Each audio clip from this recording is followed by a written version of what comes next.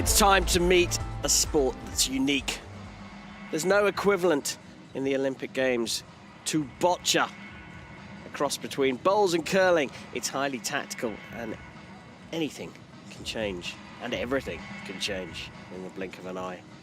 Welcome to day 6 of the Tokyo 2020 Paralympic Games and the Ariake Gymnastics Centre. It's day 3 of the boccia tournament, and in this session we're focused on the singles.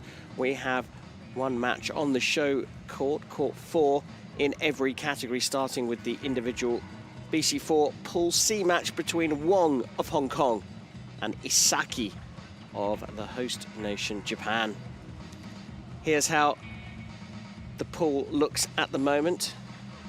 Grisales of Colombia at the top of the pool, having won both of their 2 games. Wong has won one and lost one, and Isaki of Japan has lost both of his games so far.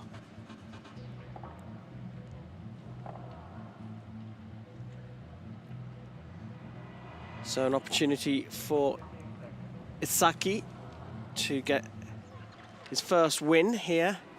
They're just in the warm-up at the moment. They get to throw 6 balls and the jack to warm up. Saki playing with the red balls, which means you go first in the first end.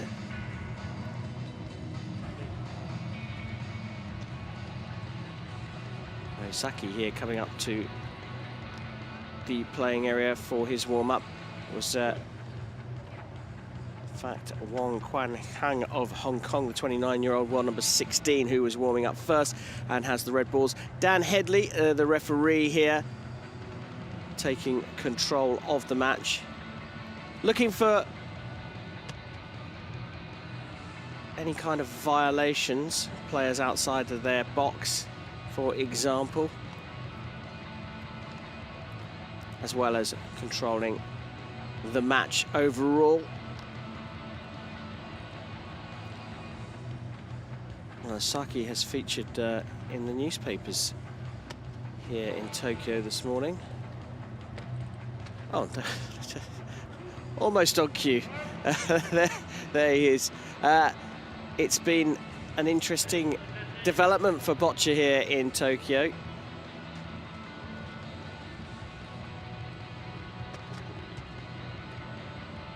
The sport has really been welcomed here by the local population, enjoying the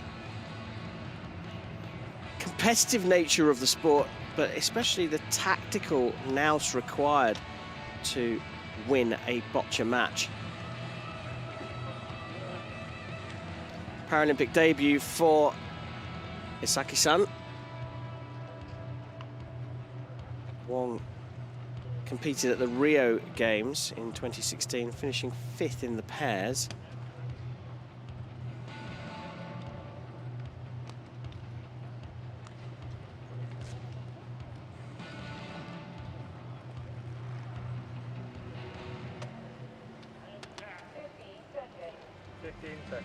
So not long left in the warm-up before we get underway. Saki was named the Para Athlete of the Year for 2020-2021 by the Japan Association for University Athletics and Sport. Studies at Hosei University here in Tokyo, so very much a home games for the Japanese athlete, who is just 20 years old.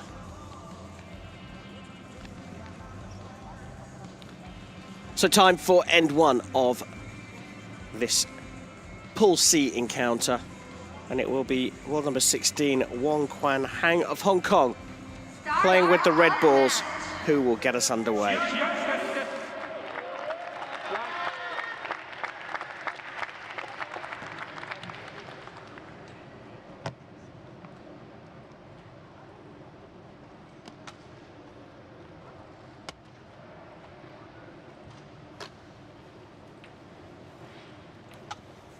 So Hong sets the jack. Red balls go first in boccia games, but there's 4 ends, so each athlete will set 2 jacks within the regulation ends for this game, and it's Wong's job to throw first ball as well.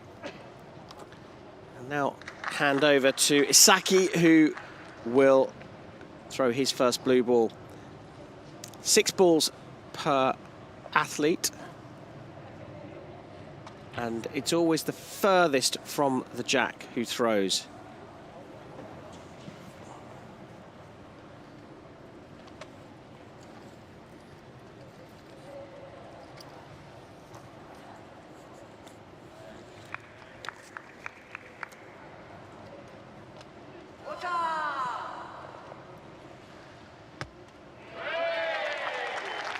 Nice placement shot there. The athletes tend to use the heaviest of their balls, or the softest of their balls, with the first throw, because once those are planted on the court, they're very difficult to move.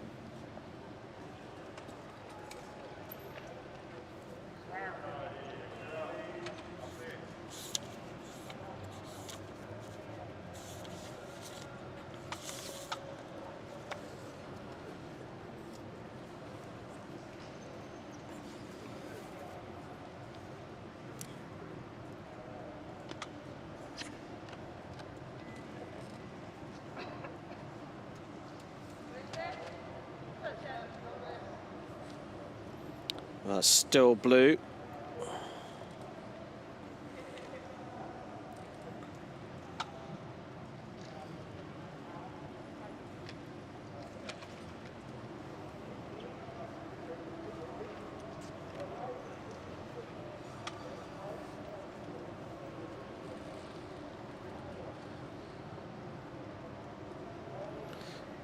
So with blue closest, it remains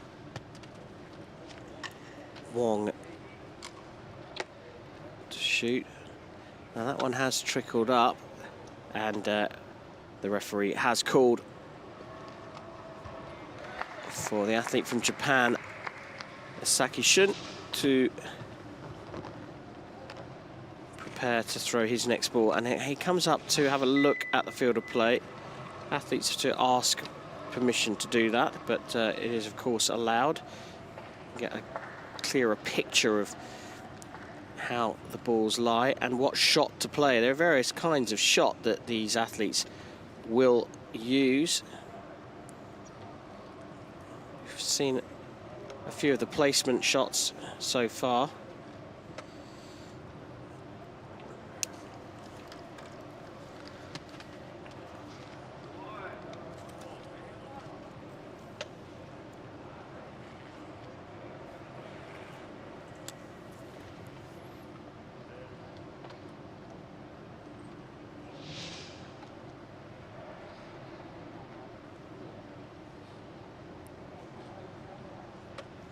That one, a push-off, a shot in which the player pushes the opposition ball away from the specific target, which in this case is the jack, and that time pushing off the jack, or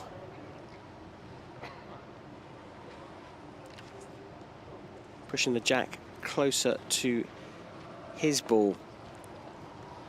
So we're getting a few of the shots. There's a smash, which is a power shot along the ground, used to disturb and scatter multiple balls.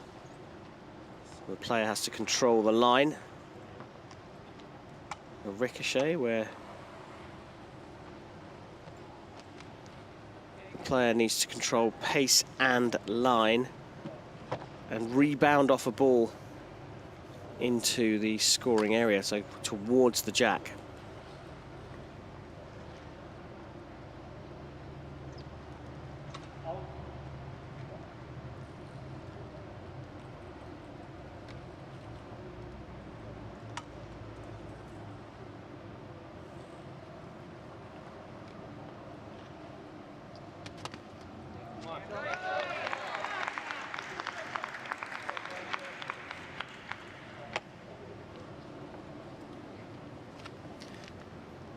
Push on there for Wong. Referee having a look at this. Looks like both red ball and Blue ball touching the jack.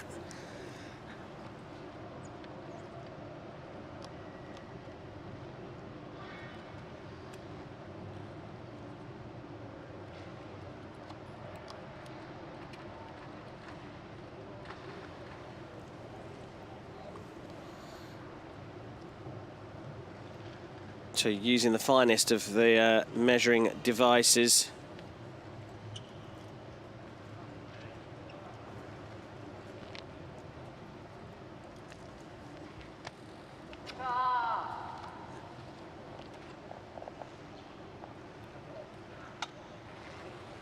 Well, saying that there's really nothing between it, so Wong will remain in play.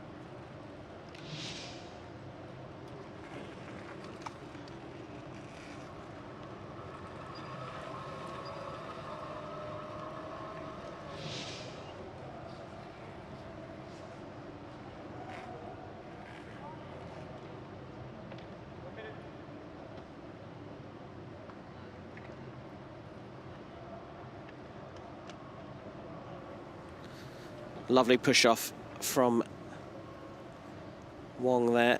Not concerned about the object ball. He was more concerned about the target ball on that occasion.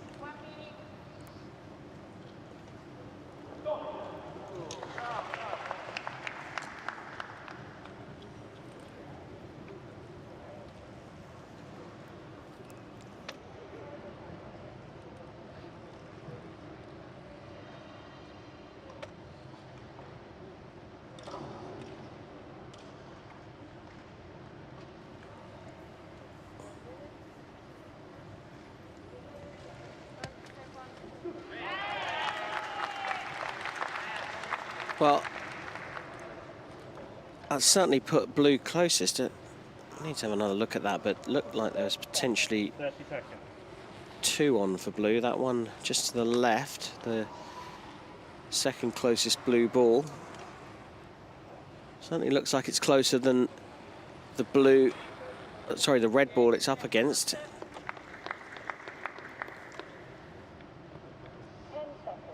10 seconds. So time not on the side of Wong, and lovely.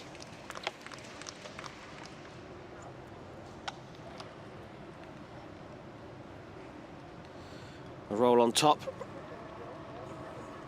Requires good pace and line. 1 minute.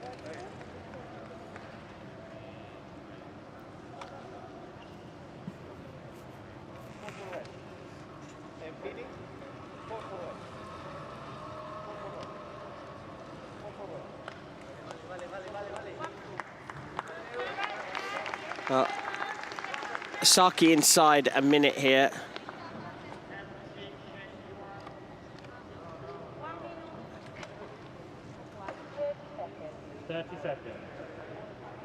Winding up. Lovely. Very good indeed. First of our smashes. Scattering multiple balls. And referee Dan Headley calls them over for the measure. I think that Isaki could be on for a big score here. 2 and 3. I'm going to measure these two just to be sure. Okay. So it's definitely 3 for Saki.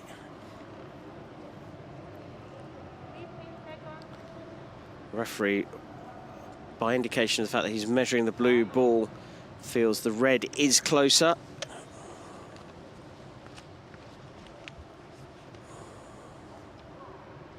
The next scoring ball. 1, 2, 3. And there you have it. 3 for Isaki Shun of Japan. A good start for the host nation athlete in this first end here at the Ariake Gymnastics Center on day 6 of the Tokyo 2020 Paralympic Games, day 3 in the Boccia. 1 minute before end number 2 gets underway.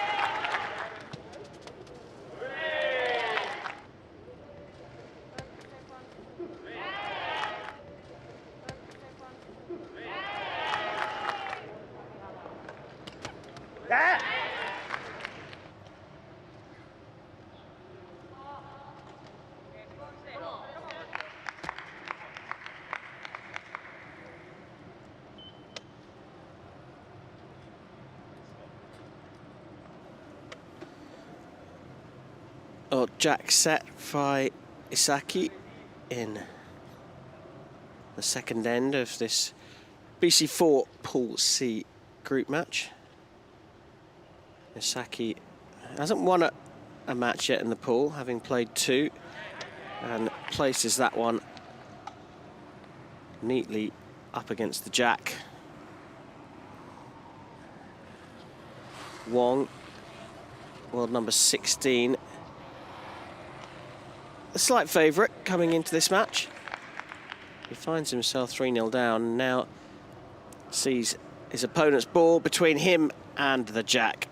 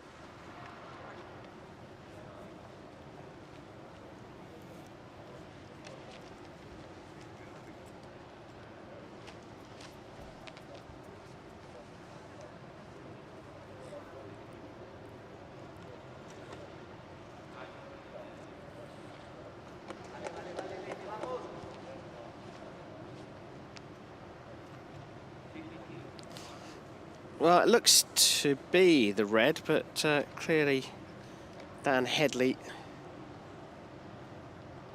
not totally convinced, so bringing out the measure here.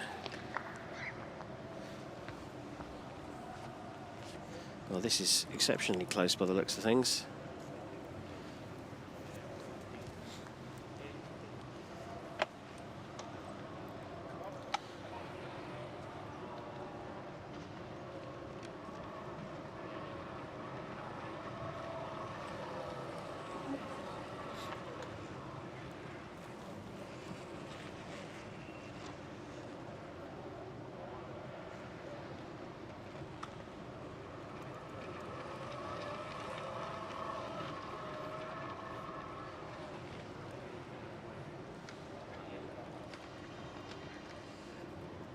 Well, quite rightly taking some time to have a look.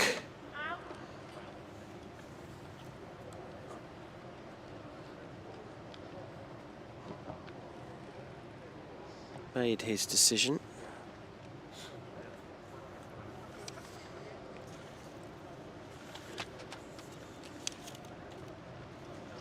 Trying a bit of disruption. The BC4 athletes are the newest category in boccia. Used to be the sport was only open to those with a cerebral impairment. But BC4 is athletes with a non-cerebral impairment, or players of a non-cerebral origin that have an impairment that results in an impact on their strength and or their coordination.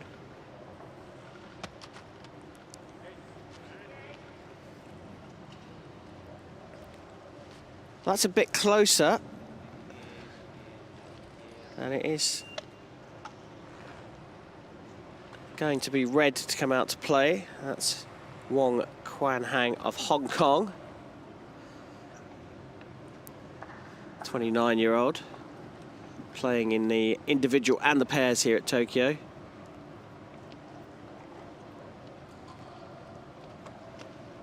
Started the sport because he hoped that the exercise it would give him would slow the progression of his muscle atrophy.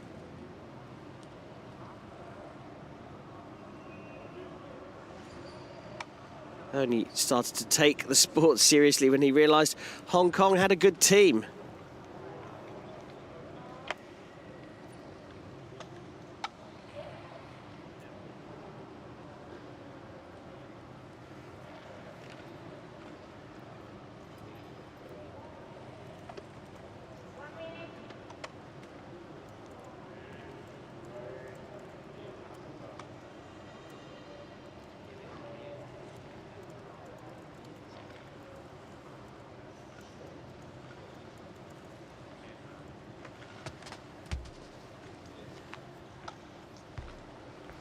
Out.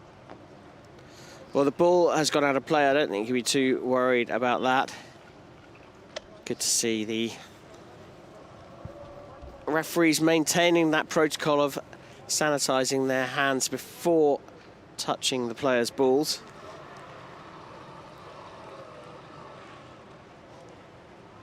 Managed to disrupt the stack, but it still is go. And now inside a minute and 30 seconds, the players have a regulation amount of time depending on their category, and here for the BC4s it's 4 minutes. So Isaki will need to get a bit of a shake on here.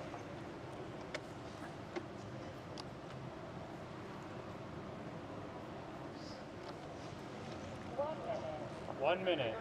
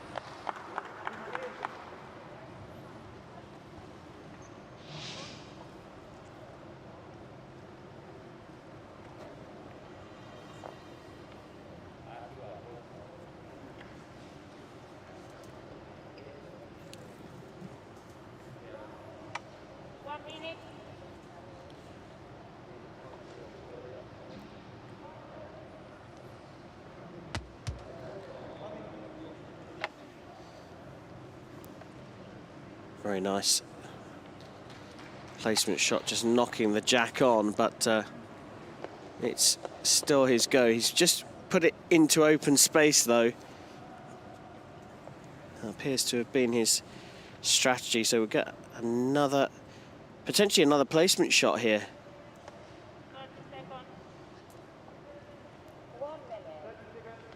1 minute. It's now Wong inside his final minute. Might try and push on the red that's just above the jack. No, he's gone for a roll up and over.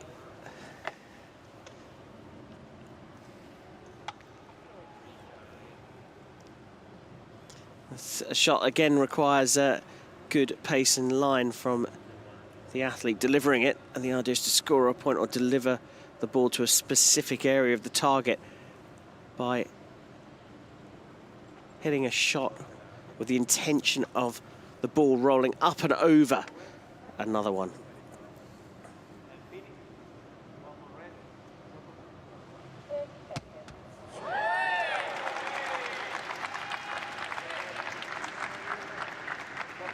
Immediate reply.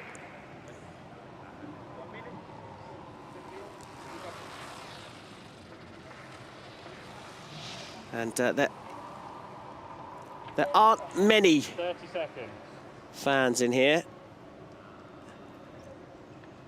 It's a beauty of a shot, but those that are here are the officials, the teammates. There's no paying public in here. They were delighted with that shot. As you can imagine, mainly from Japan. Well, a little bit more of a complicated route to the jack, but made it there. And Saki comes to have a look at the target. The clock no longer a factor as we go to a measure.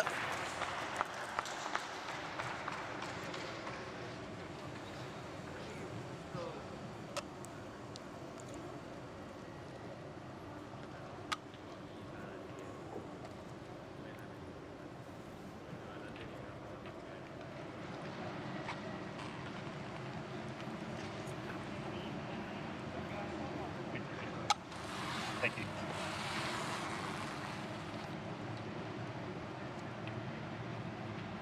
Okay. Dan Headley using the digital measure.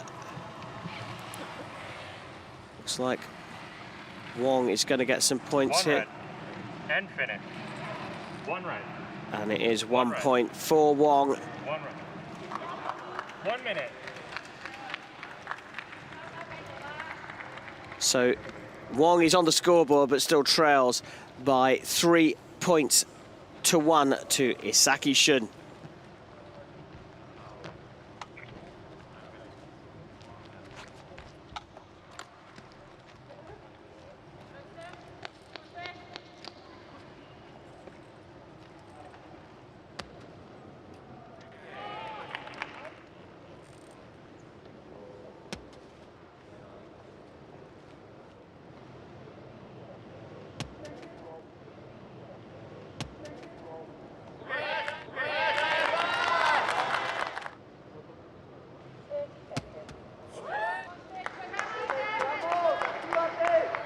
One red. And finish.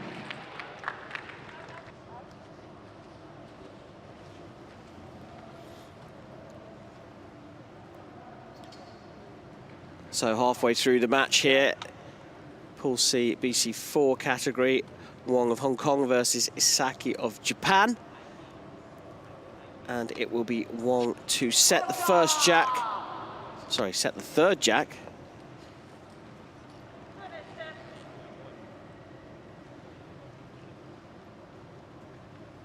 And first ball as well in the third end here.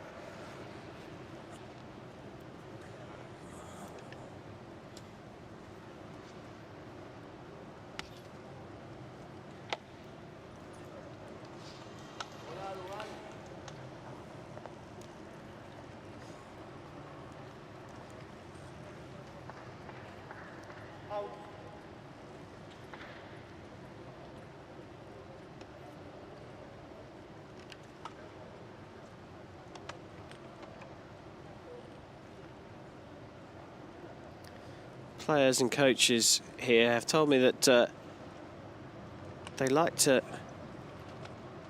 have a bit of daylight between the jack and the first ball, usually. Immediate attempt at some disruption there. I'm not sure that quite came off as Isaki-san would have wanted.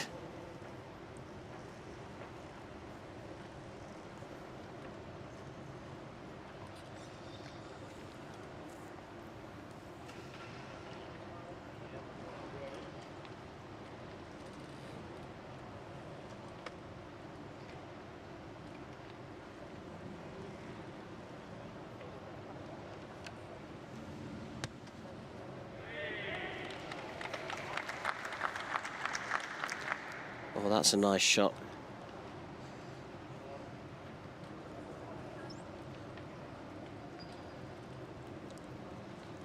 So, potentially an attempted push off here for Wong, knocking that blue ball that's just been played by Isaki out of position.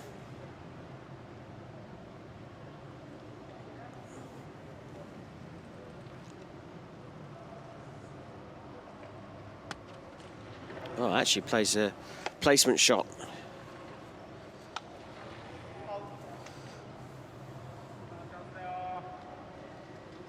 So will it be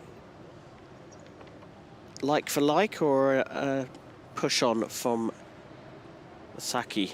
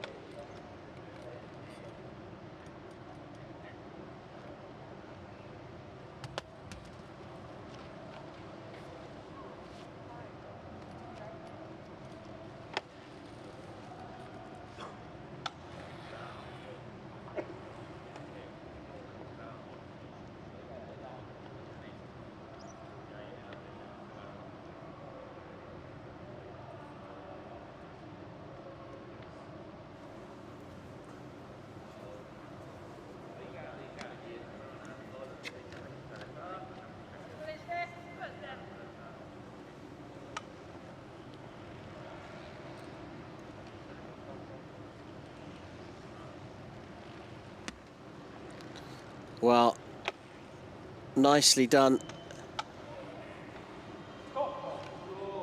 That's definitely red. I think just the one at the moment. Still more balls to come from Isaki though. Nice little placement shot there.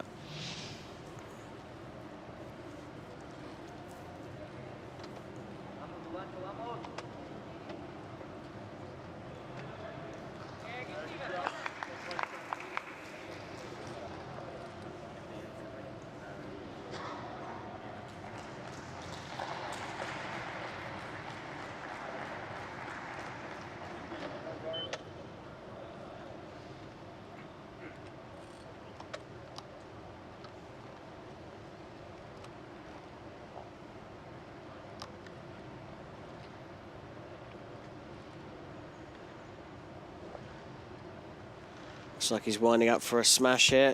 Oh no.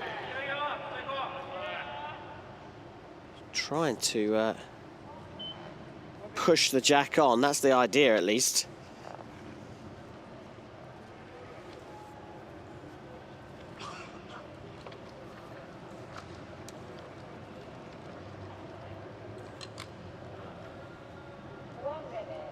1 minute.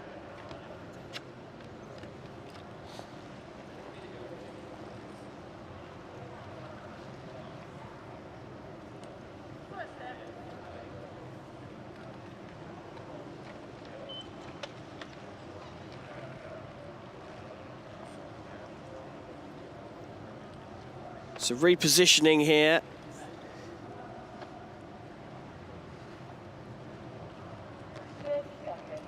30 seconds. He's taken a bit of time to get himself ready for this. Again, not positioning. You can see that he's not happy with that shot. He's trying to just hit the backside of the jack to roll it out of position. 10 seconds. Really not got much time here, so is it going to be third time lucky?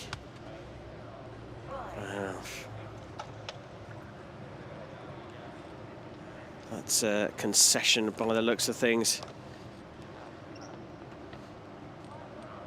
Points will be going to Wong again in this third end. The question is how many?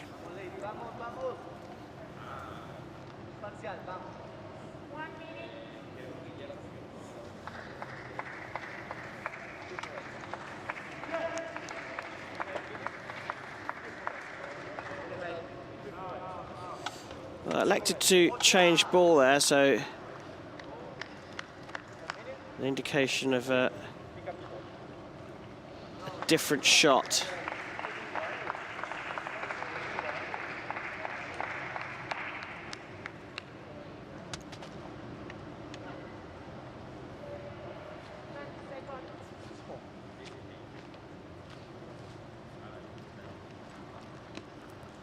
So Wong has just asked the referee 1 minute. Headley to check how many points he's got so far. It's definitely 2, potentially 3. Rolls up again. Oh, he's trying to roll that one on as well. 0. So 3 for Wong.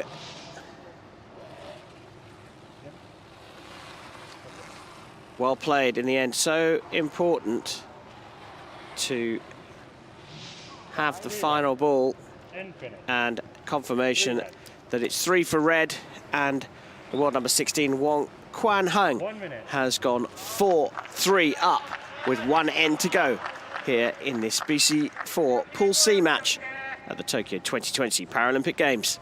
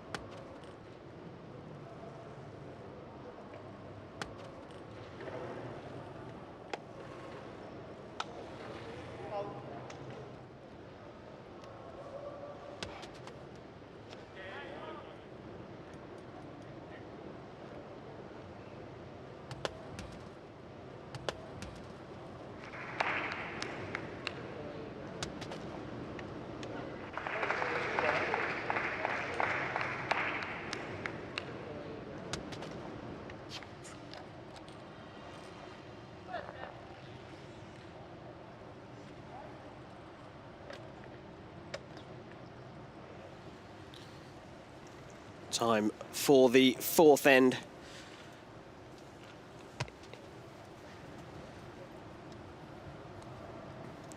Jack is set by Isaki Shun of Japan. The 20-year-old is making his Paralympic debut. He's going up against Wong Quan Hang, the world number 16 from Hong Kong, who is at his 2nd Olympic Games. It's the world champion in pairs in 2014. Picked up a bronze at the World Championships in Liverpool, Great Britain in 2018.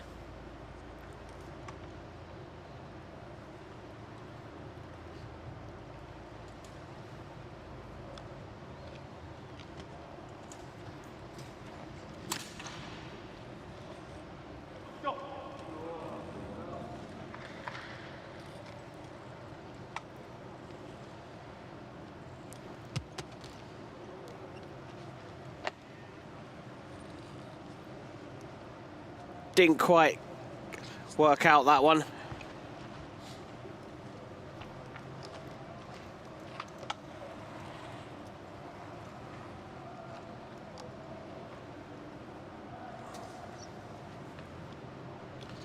So repositions in the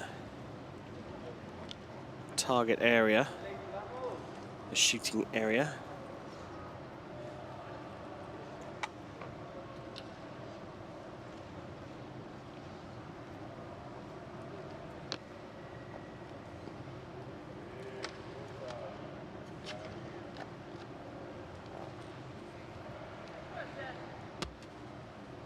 Nice little placement shot.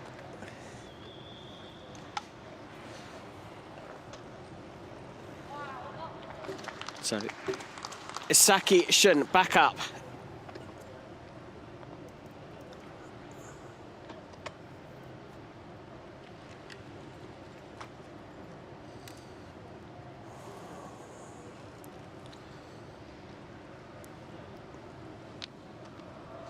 Finished 24th at the World Championships in 2018. Originally from Kasugai, still lives there. Got 9th place at the Asian Para Games in Jakarta, Indonesia in 2018 in individual, 5th in the pairs. And it will remain his go.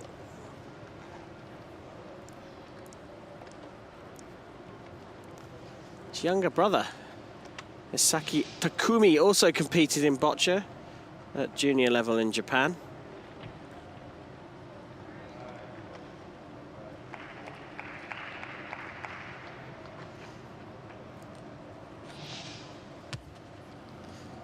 So, first ball to dislodge the jack from the red. Second ball, a placement shot to get closest to the jack.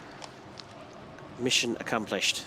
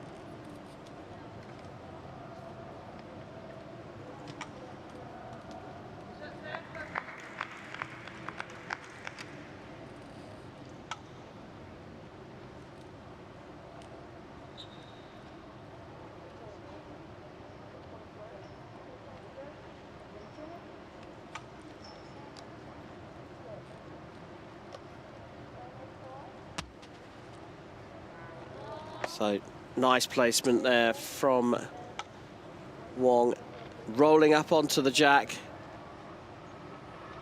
Isaki Shun asks to come in and have a look at this. You see a replay of this, judged to perfection. Now, the thing here is, Isaki is looking to see, well, if he was to knock the jack on, would he be freeing it up? Or rolling it onto his opponent's balls? Saki playing with the blue balls, has got a couple at the back of the playing area.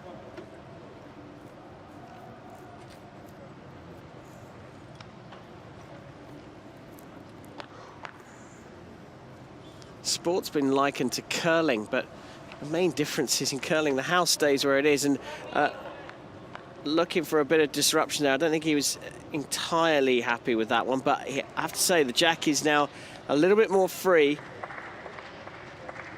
And Isaki may well try and push this on. A placement shot. The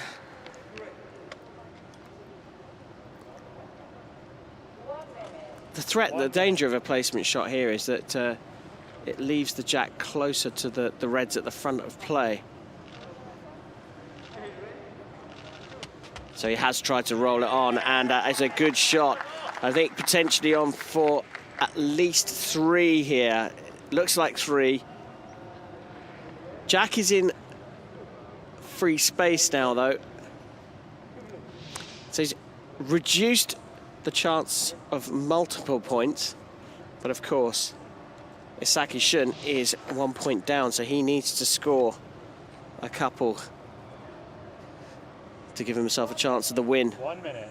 One will force a draw, a tie, an extra end. Attempted push on from Wong. Still red to play. 2 of the blues at least closer to the jack.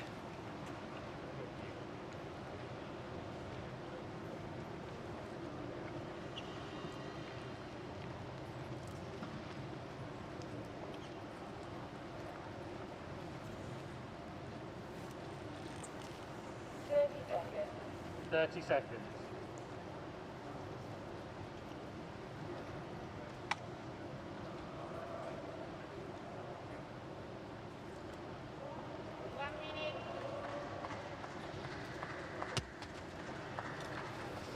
Well, nice placement shot there.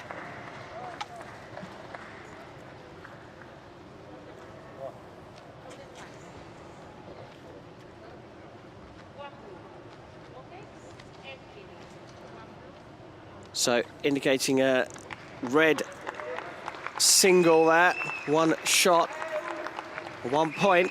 That'll be enough for Wong to win. So this is a critical ball here for Isaki Shun. The 20-year-old has just 30 seconds left. If he can knock the jack on and get his ball ahead of the red ball closest to the jack, 10 seconds. It could be a win here. Inside 10 seconds to go. Time pressure now a factor. He's not done enough there. He has not done enough with the jack. And it will be a single point to Wong Kwang Hang. And he takes the match. 5 points to 3. A lovely little battle there between Wong of Hong Kong and Isaki of Japan. Isaki had the chance in the final end to take the victory, but did not quite get his line right. And Wong wins 2 of his first 3 pool matches. And the assistants go to retrieve the ball. Wong of Hong Kong, the world number 16, winning this match at the 2020 Paralympic Games 5-3 against Isaki Shun of the host nation, Japan.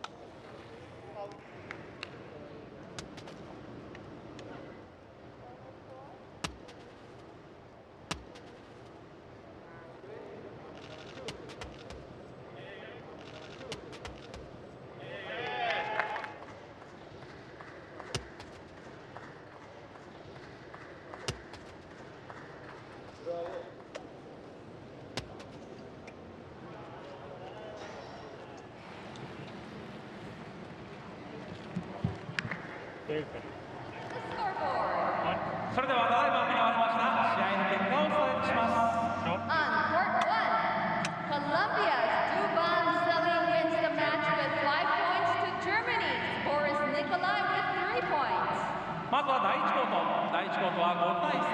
5対3でコロンビアがドイツに勝利いたしました。 On court 2, Slovakia. Mihaela Valsova wins over Colombia's Lady Chica Chica 7-4. 続いて第2コート。第2コートは7対4。7対4でスロバキアがコロンビアを下しました。 On court 3, Colombia's Euclides Grisales finishes the match with 6 points. Great Britain's Stephen Maguire with 0 points. 続いて第3コートです。第3コートは6対0となりましたね。コロンビアが英国をスイープいたしました。 On court 4, victory goes to Hong Kong China's Wong Quan Huan with 5 points and Japan's Isaki Shun has 3 points. 続いて第4コートです。第4コートは5対3。5対3となりまして、香港チャイナが勝利いたしました。 On court 5, match winner here is Croatia. Davor Komar with 8 points and Canada's Alison Levine with 2 points. 続いて第5コートです。第5コートは8対2となりまして、クロアチアがカナダに勝利いたしました。 And finally on court 6, Hong Kong China's Lau Wai-Yen Vivian wins the match with 8 points to Slovakia's Martin Streharski with 1 point. そして最後は第6コートです。第6コートは8対1、大差をつけて香港チャイナが勝利いたしました。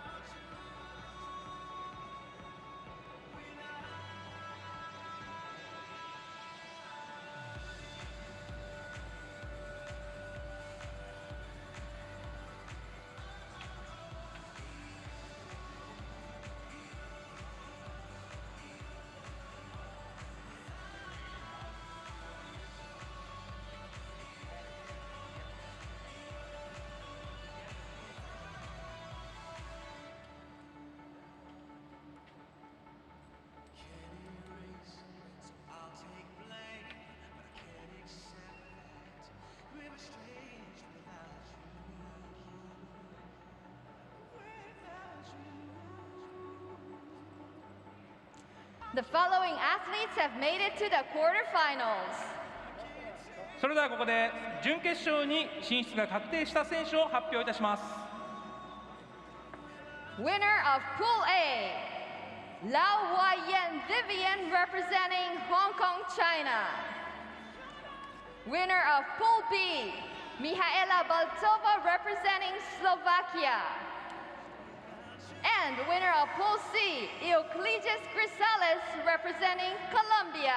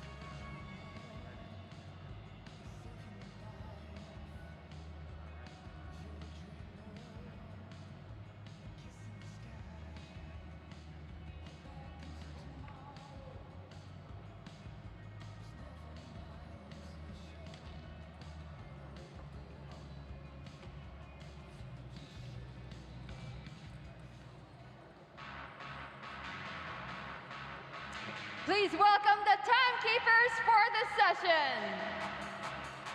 タイムキーパーの入場です。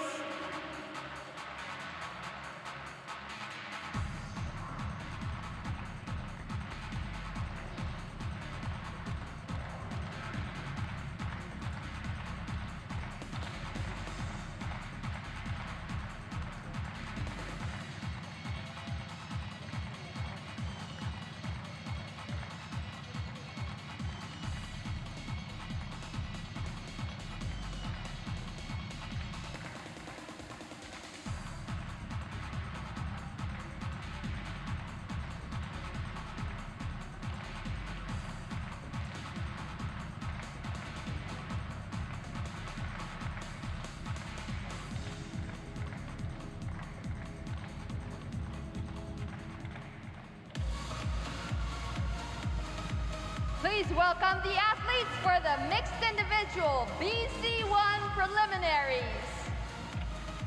それでは混合個人 BC1 予選選手の入場です。 On court 1, 第1コート Mexico, メキシコ represented by Eduardo Sanchez Reyes versus Japan. 日本中村拓海 The referee is 審判は Fu Liang Wang. On court 2, 第2コート People's Republic of China, 中華人民共和国 represented by Zhang Qi versus Argentina, アルゼンチン represented by Mauricio Ibarra. The referee is 審判は岡田千佳子 on court 3, 第3コート Brazil, ブラジル represented by Jose Carlos Chagas de Oliveira versus Slovakia, スロバキア represented by Thomas Krall. The referee is 審判は Eleni Liloglo. On court 4, 第4コート Japan 日本藤井由里子 versus Portugal, ポルトガル represented by Andre Ramos. The referee is 審判は Ronnie Vanish. On court 5, 第5コート Brazil, ブラジル represented by Guilherme Moraes versus RPC, RPC represented by Mihail Gutnik. The referee is 審判は Selena Hernandez. On court 6, 第6コート Thailand, タイ represented by Subin Tipmani versus RPC, RPC represented by Olga Dolgova. The referee is 審判は Raquel Aroxelas.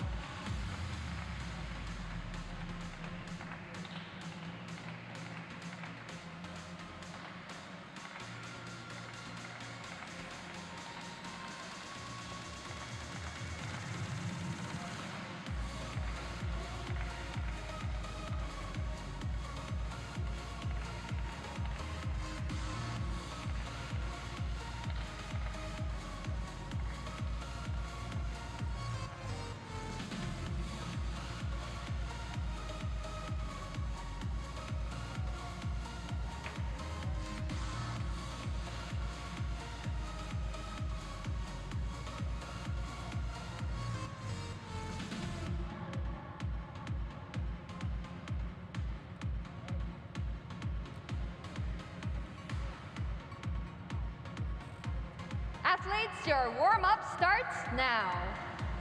選手のウォームアップです。 Welcome to day 6 of the Tokyo 2020 Paralympic Games and the Ariake Gymnastics Center. Day 3 of the Boccia tournament, and in this session we're focused on the singles. This is a BC1 Pool D match between Andre Ramos of Portugal, the world number 18, and the world number 19, Fuji Yuriko from Japan, host nation, featuring here on the show court on day 3 of the tournament. So the world number 18 against the world number 19. Here's the standings in the pool. Fuji has lost his 2 opening games. Ramos has won 1 and lost 1. There are 6 pools. So there are 4 pools in the BC1 category of 5 athletes, with the top 2 athletes going through. And this is the matchup between Ramos of Portugal and Fuji of Japan. BC1 athletes get 5 minutes per end to throw their 6 balls. And athletes in this category can throw with their hand or their foot. The assistants can be there to stabilize the chair. And as you can see, Ramos throws the ball with his foot. A fairly simple gaming concept. After you've thrown your 6 balls, you need to have your coloured ball closest to the white jack compared to your opponent's closest balls. Ronnie von Asch, the referee for this pool match, as Fuji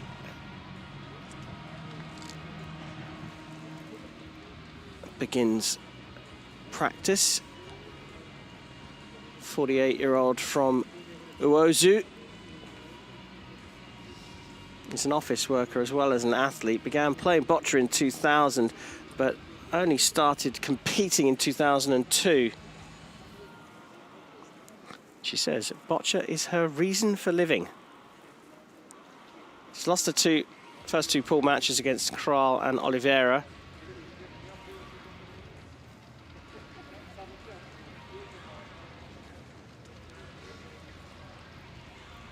So whilst it's simple in terms of how to win, it's a highly tactical sport with no Olympic equivalent.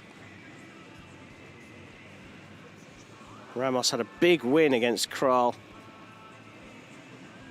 but he lost to Oliveira. So 1-1 for him, top 2 in each pool going through.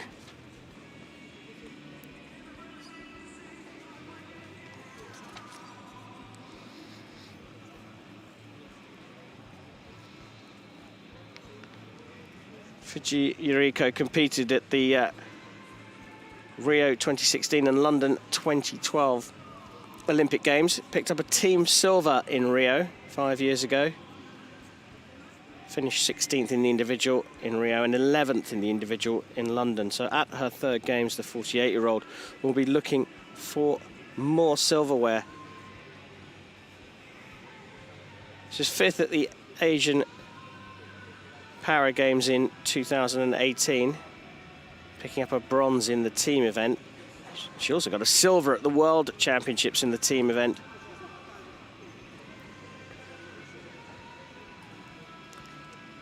So the assistant retrieving the balls.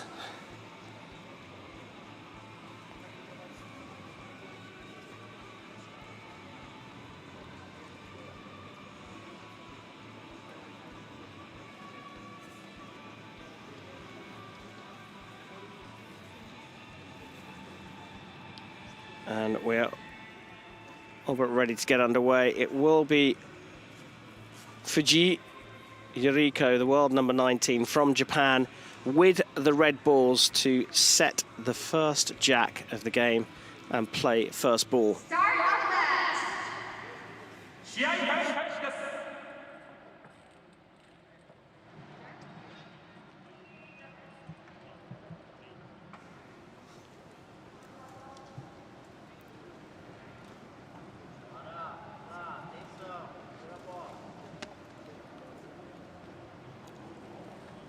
overhand throw has not made it to the playing area.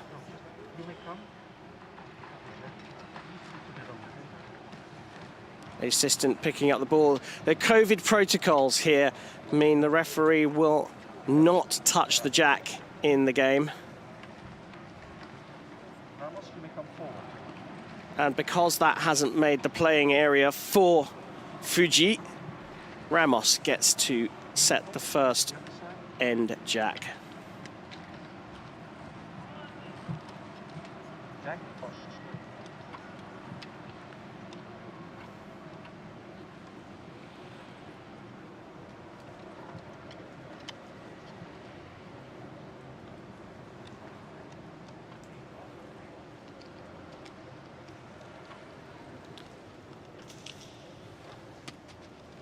So the assistant stabilizing the chair, holding it firm, allowed to do that, but no communication can come from the assistant to the athlete.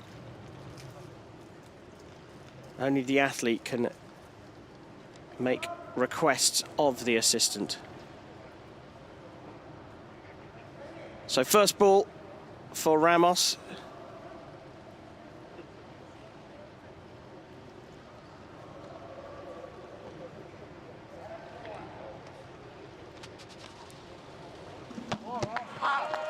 And he's happy with that placement shot. Taken the advantage early here and playing long, which may prove vital. Fuji unable to get the jack into the field of play. Surrendered advantage over to the Portuguese athlete. And now she's got to play long here.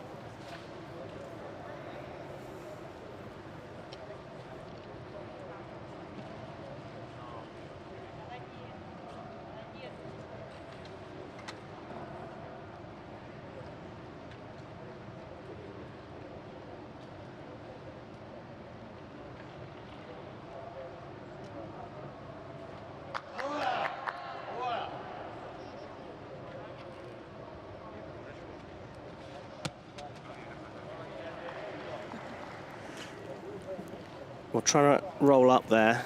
Placement shot's gone too long, and because Fuji is further away, she will throw again.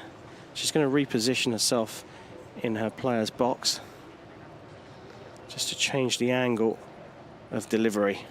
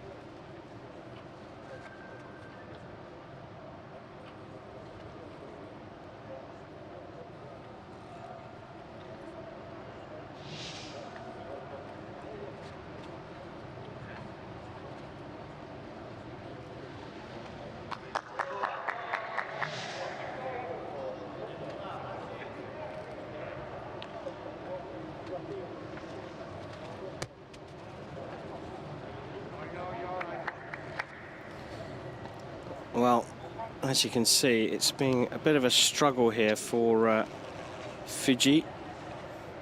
She's thrown one past as a to try and dislodge the jack, and now she's gone for a couple of placement shots, and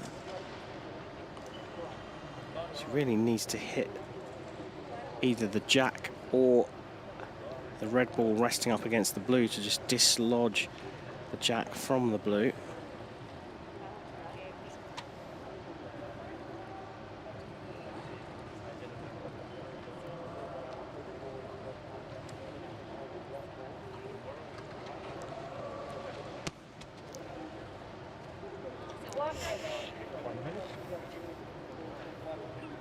It's inside a minute now,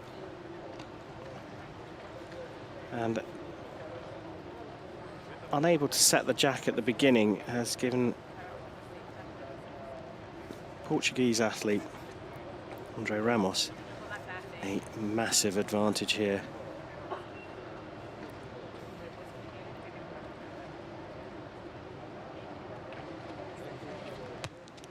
Not that overhand, but it's gone wide again. 30 seconds left on the clock, but she's now delivered all of her balls, and this is a big opportunity for Ramos to score heavily here.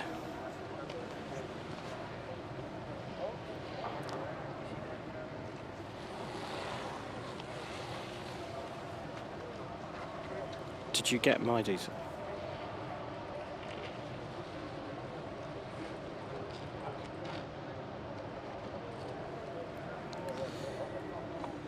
Did he get a good look at that one there?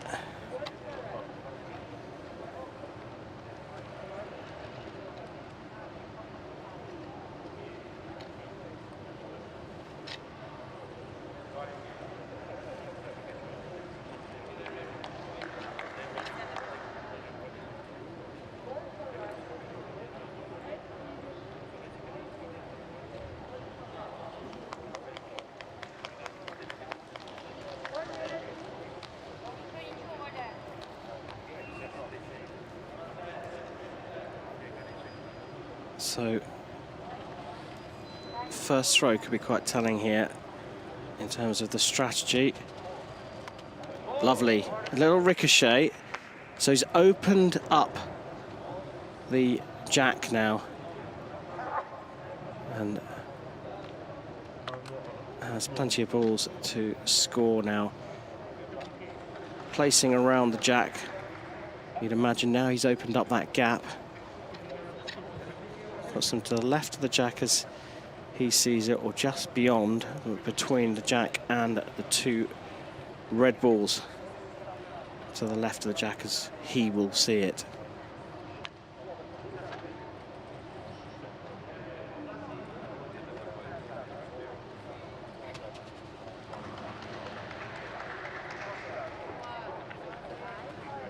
Well, a bit of a sighter there, just short on that one.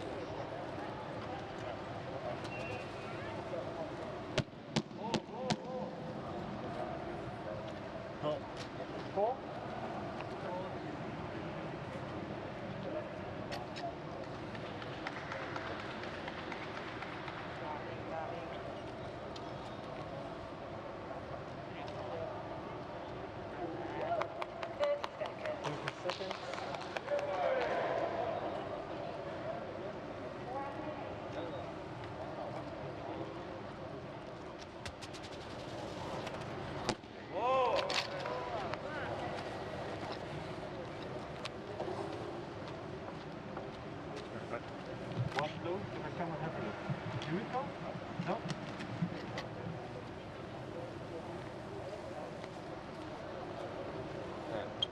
Yeah. Okay, thank you, Andre.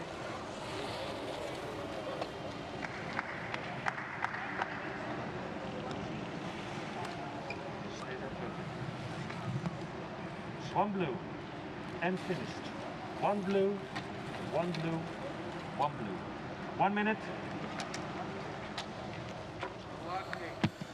Well, there we have it. Ramos unable to capitalise on the opportunity presented to him by the failed setting of the jack by Fuji, but does get the first point of this match and goes into a 1-0 lead in Pool D against Fuji Yuriko.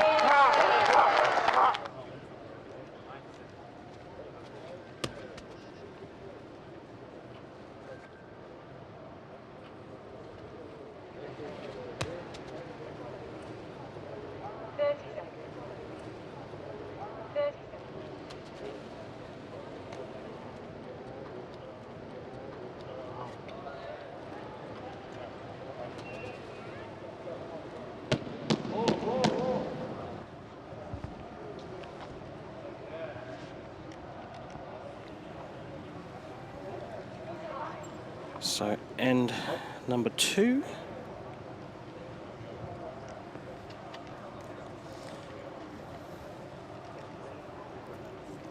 And Ramos will set the jack. Even though he set it in the first end, that was because it was surrendered by Fuji not making the jack into, or getting the jack into the playing area. Ramos putting the jack in a very similar place as he did in the first end and will throw first ball.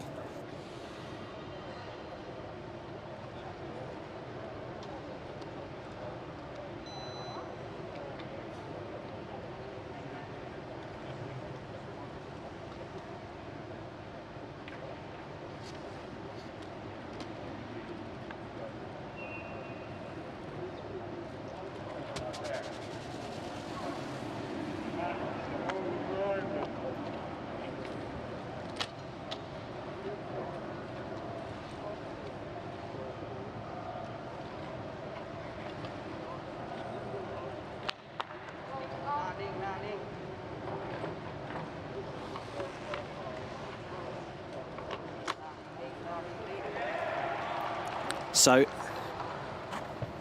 Ramos has gone past the jack. We'll wait to see if that was the plan. It suggests that he's playing a bit of a percentage game in this one if it was the plan, because what he'll be looking to do is knock the jack on to that area of play. It's very similar to curling, this sport, except in curling the house doesn't move. Here the athletes can actually move the jack and therefore, you know, in using the equivalent of curling, move the house around the field of play. So placement shot to the front, very close, those two. And referee Ronnie van Asch is going to bring out the calipers to measure this one.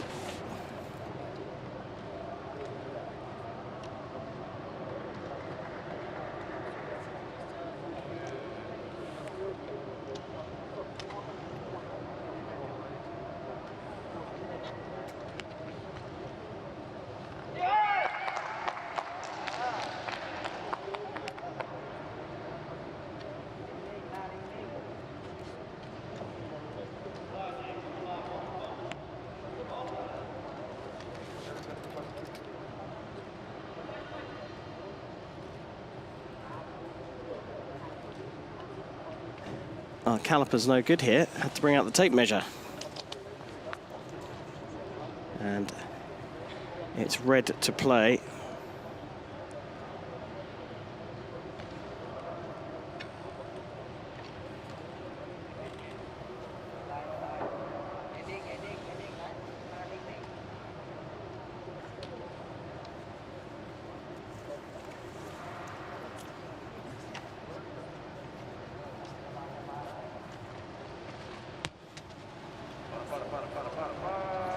So trying to place again, but still a little bit wide.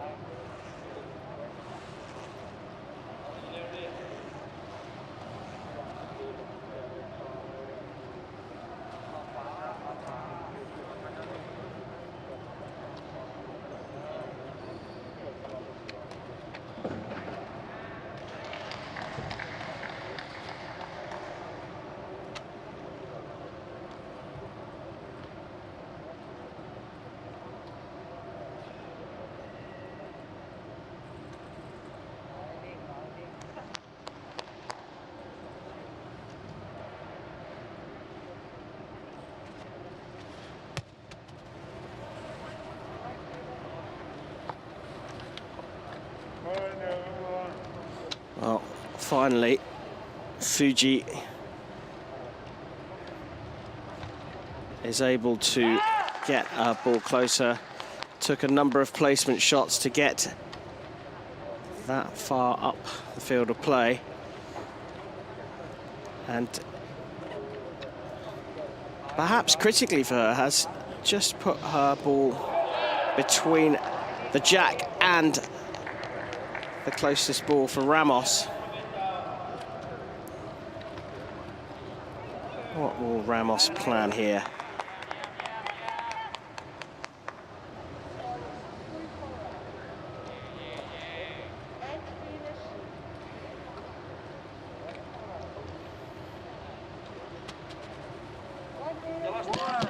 That's nice.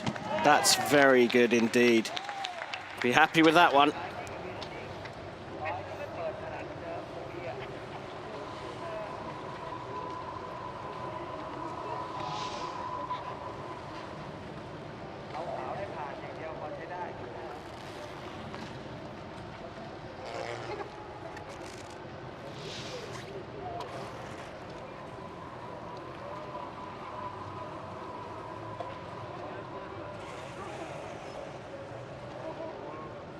Well, Fuji made the request to go and have a look at the playing area where the jack is. She's considered her options.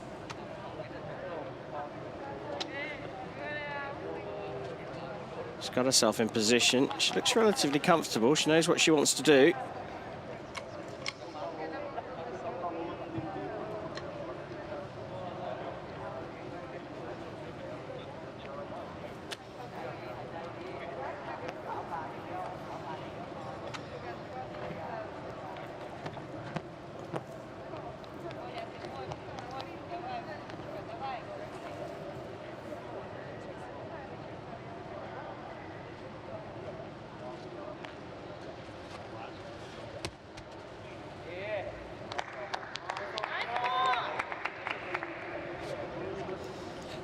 That's an excellent shot.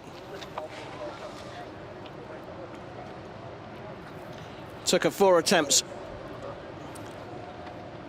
First time around.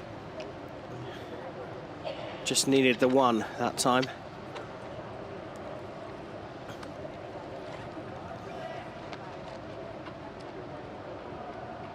So fancy now that Andre Ramos will go for a push on his own ball. There's an element of risk with that because the red ball is right next to it.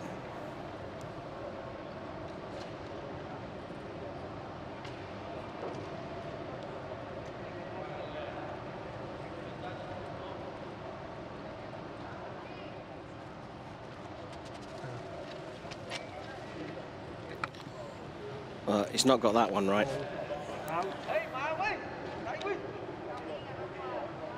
Out of play at the back of the court, so Ramos will go again.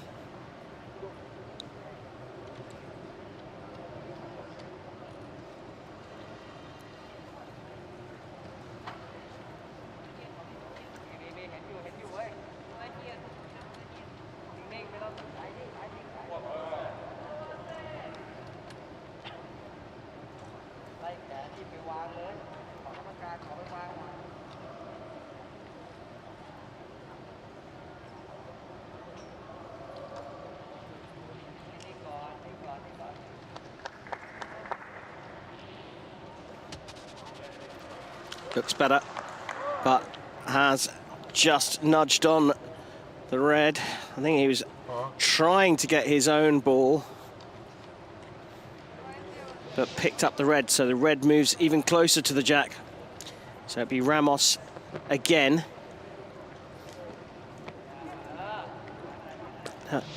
Could play in between his two balls, but might actually elect to try and hit the one he's just thrown.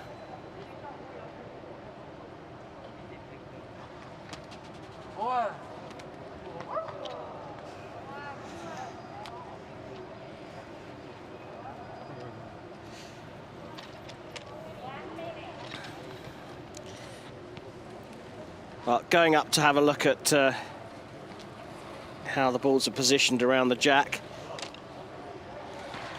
Tricky, this one, because if he tries to push on, the requirement for accuracy is paramount.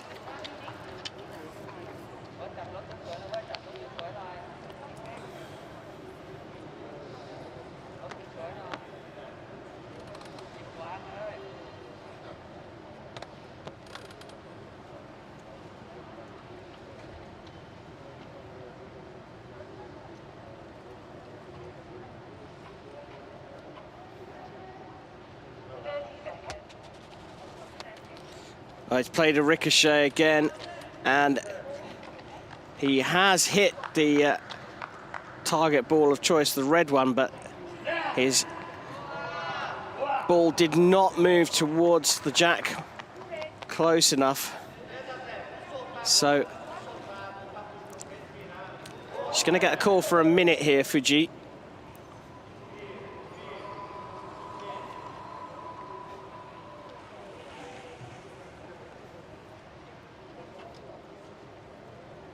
Stop the time. Correct.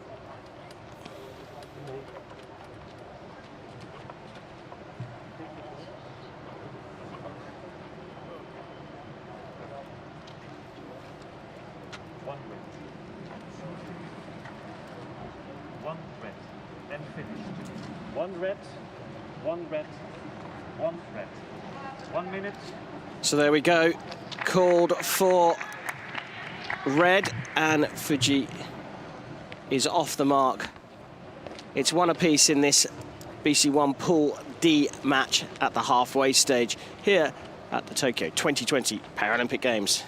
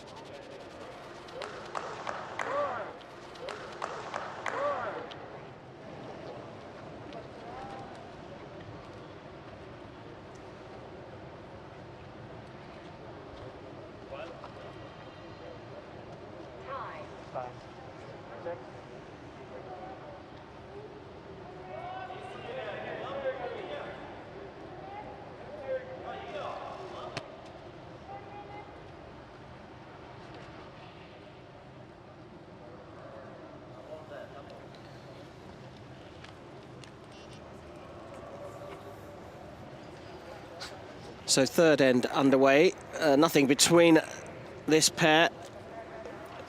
Fuji Yuriko of Japan and Andre Ramos of Portugal, world number 19 and 18 respectively.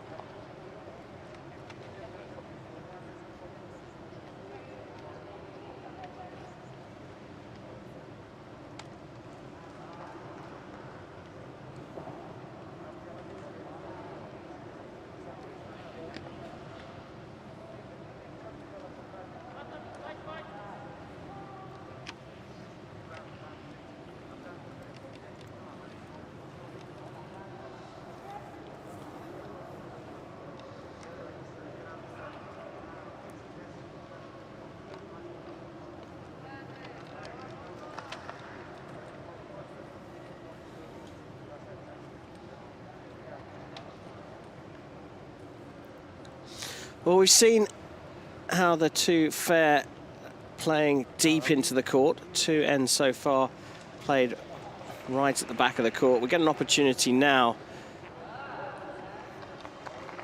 to see how well they play short.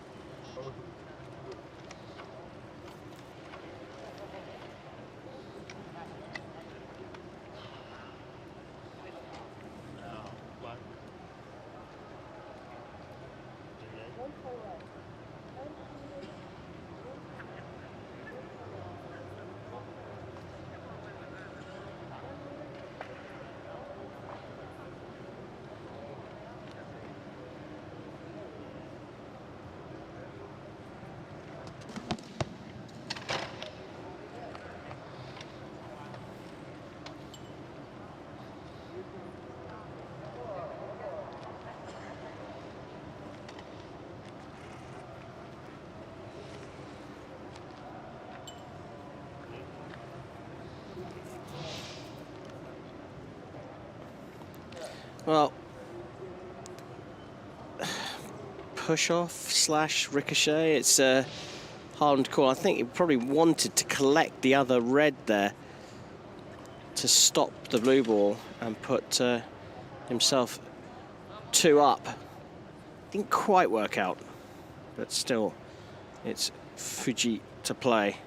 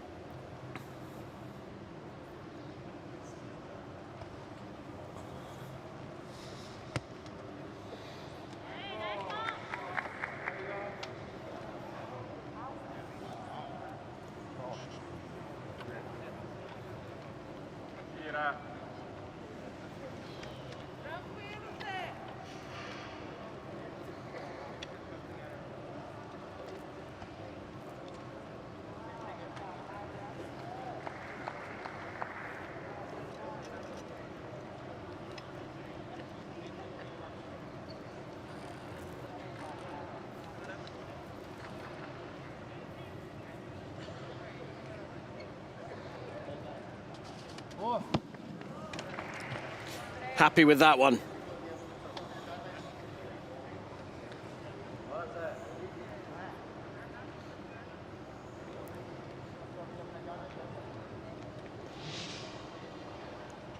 There you go, just pushing on nicely. That's exactly what was intended. I think we might get a similar shot from Fuji here.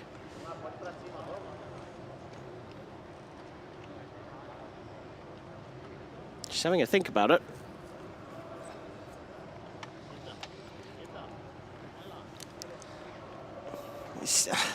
There are a couple of options here. I mean, she could go for a smash on the blue and then hope to push the jack towards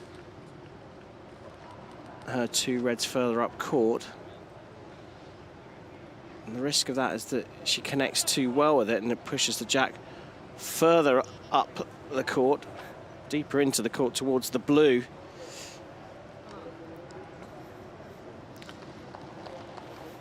Let's see what she's chosen to do.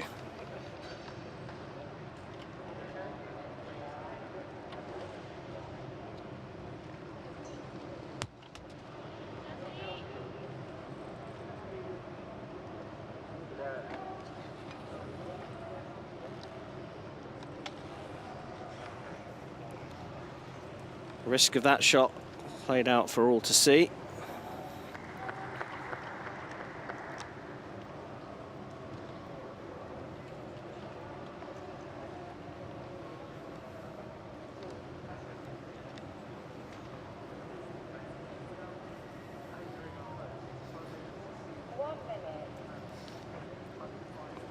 So inside a minute for her.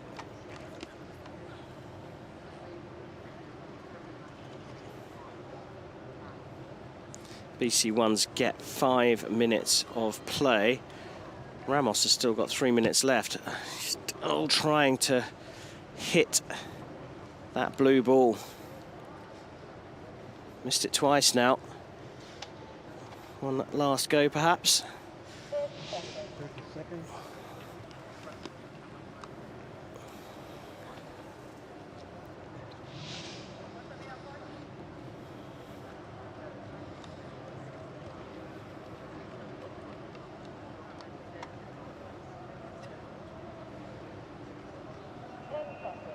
Seconds. Time not on the side, so has to go for a quick release. Hasn't worked out for Fuji here. Now we can see how deft Andre Ramos can be throwing with his feet.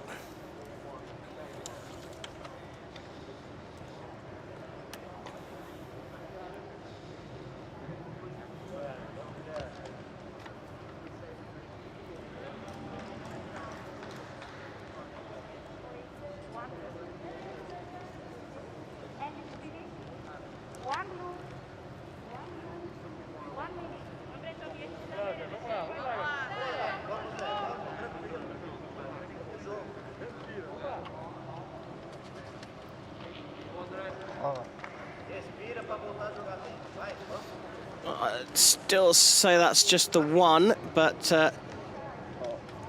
I think he's used that as a bit of a setup here. He's got plenty of time, 2 balls remaining. Can use the first ball of this visit as an object ball to come off it.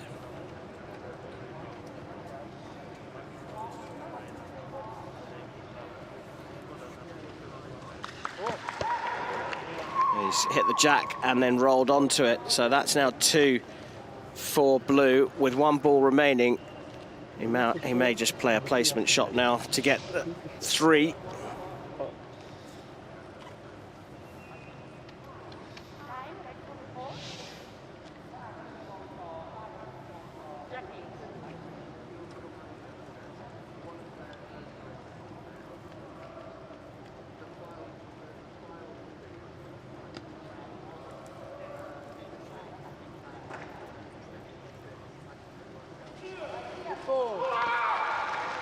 Beautiful.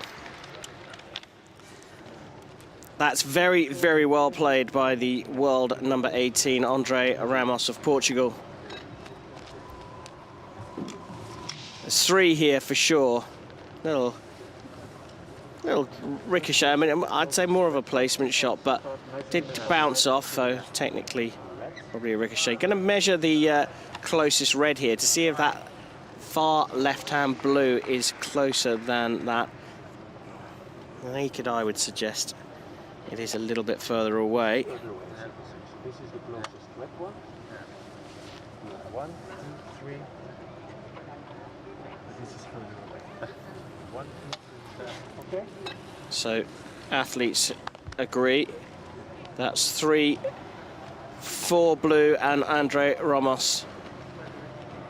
3 blue and finished. 3 blue, 3 blue, 3 blue. 1 Ronnie minute. Van Asch confirming 3 blue for Andre Ramos. And so that takes him to 4-1 up in this Pool D BC1 match with 1 end remaining.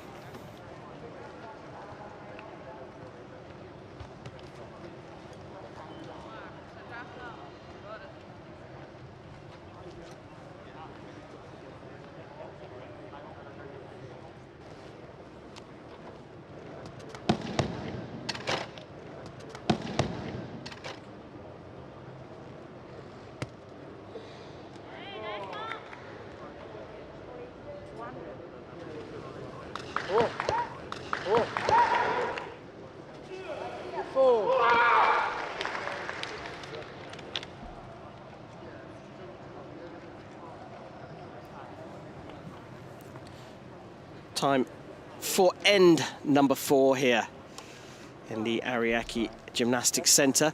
Ariake is the sort of sports area of Tokyo.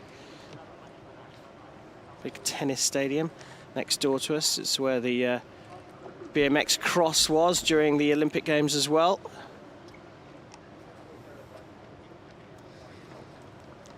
And here for the first time hosting Boccia live at the Paralympic Games. The International Federation of Boccia absolutely delighted to be getting this coverage of this very intriguing sport. It's a pleasure to be able to bring the action to you as we all get to learn about the intricacies and the skill and the tactics of this wonderful sport.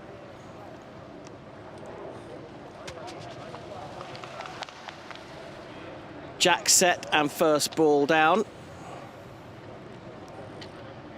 Gone deep again. I'd suggest that that's a deliberate ploy from Andre Ramos, with a view to later on in the end knocking the jack on.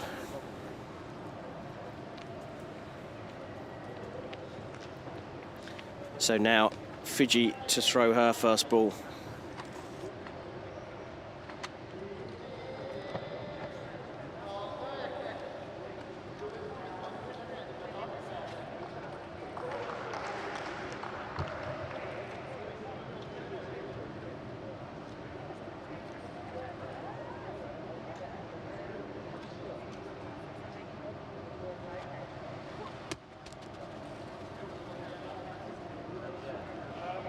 It's a good first shot from Fiji, and it will be Ramos to go again. Furthest away from the jack is always in play in Boccia.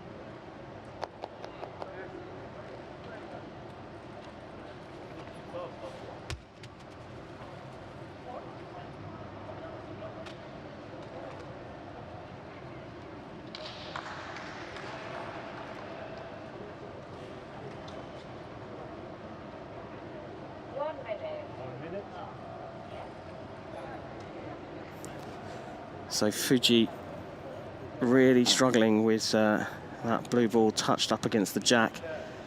She's got up a nice defensive wall, so she's going to be looking to try and potentially hit the left-hand side of the jack as she looks at it to knock it on towards her red ball, but that is not accurate enough.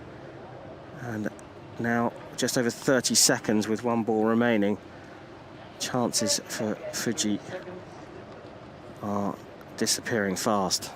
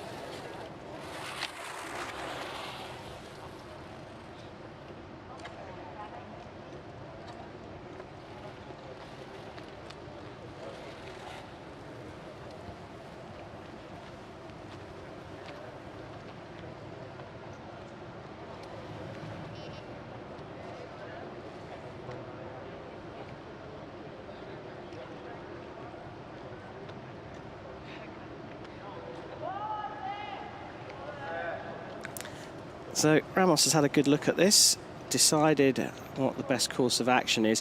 He can effectively play a percentage game here. He's got closest ball.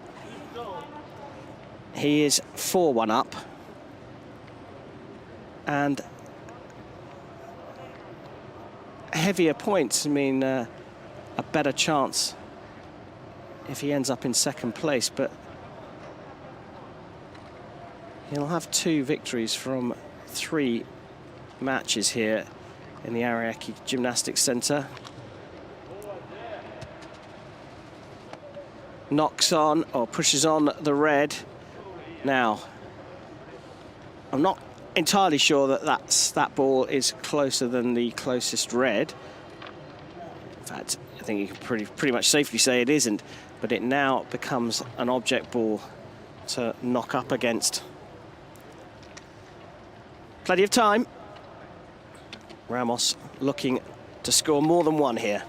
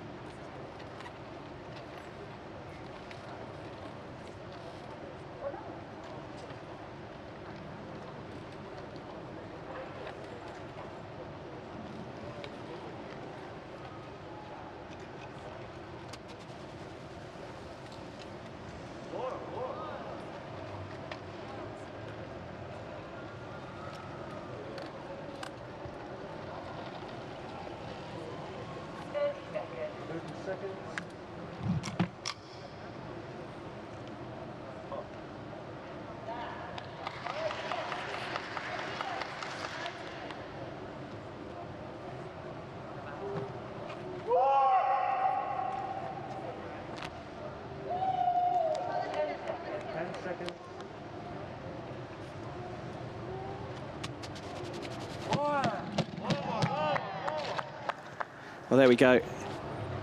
He's very happy with that, and he'll see why very shortly. So, referee Ronnie van Asch calling the athletes up to the playing area for a measure. I mean, you can clearly see that there's one that's close enough. Without moving any balls, I'll measure this distance, and then we see if it's. Well, you can hear it for yourself. He's measuring the blue ball, and just at first sight, at first glance, it does look like the red is a fraction closer, but it will be 1-4 blue. And there you go, confirmation from the referee. Good job from Ronnie Van Asch. You can go back to the box. We await for the official confirmation, but I think I can safely say it's a 1 point for Andre Ramos and a 5-1 win in this match. Back. One front, one back. Very much. One blue. There And we go. finished. One blue, one blue, one blue. Gives a final score of 1 red, 5 blue. 1 red. There we go. Ronnie Van Asch doing my job for me. A 5-1 victory in this BC1 Pool D for the world number 18 from Portugal, Andre Ramos. He has beaten Fuji Yuriko of Japan, the world number 19, 5 points to 1, and now has 2 victories from 3 games here in the Ariake Gymnastics Center at the Tokyo 2020 Paralympic Games.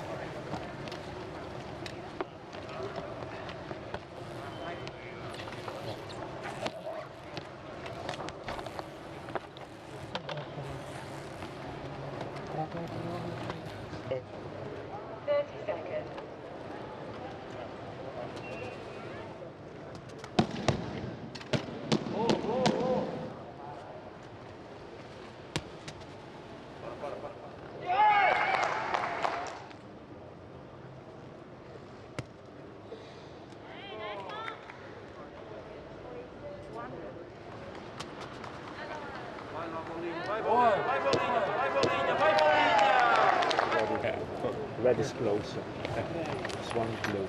5 points. You're the winner. Rico, 1 point. Andre, do you approve? Andre approves. Rico, do you approve? Yes, Rico approves. Hiro, you approve. Minako, you approve. And I also approve. Okay, we will send it. Yes, congratulations, very nice game. I don't know if you have many more games, but in case it is, you'll have to go to there. Well played.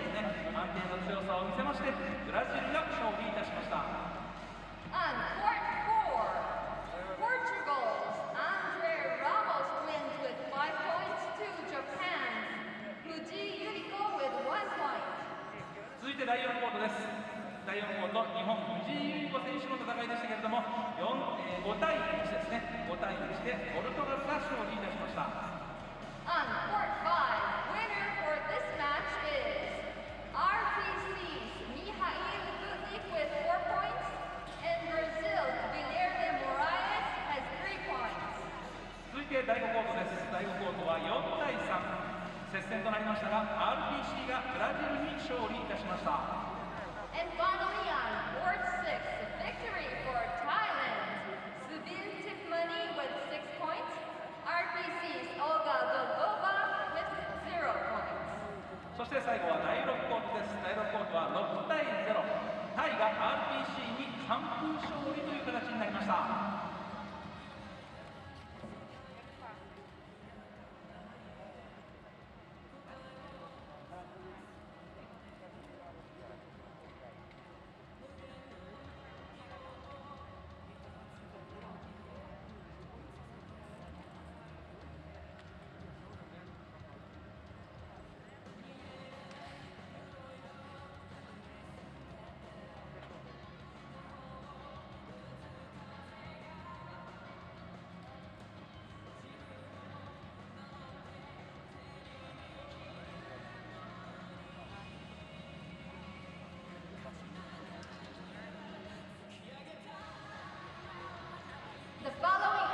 have made it to the quarterfinals. それではここで準々決勝ですね、準々決勝に進出が確定した選手を発表いたします。 Winner of Pool D, Jose Carlos Chagas de Oliveira, representing Brazil. And runner-up for Pool D is Andre Ramos, representing Portugal.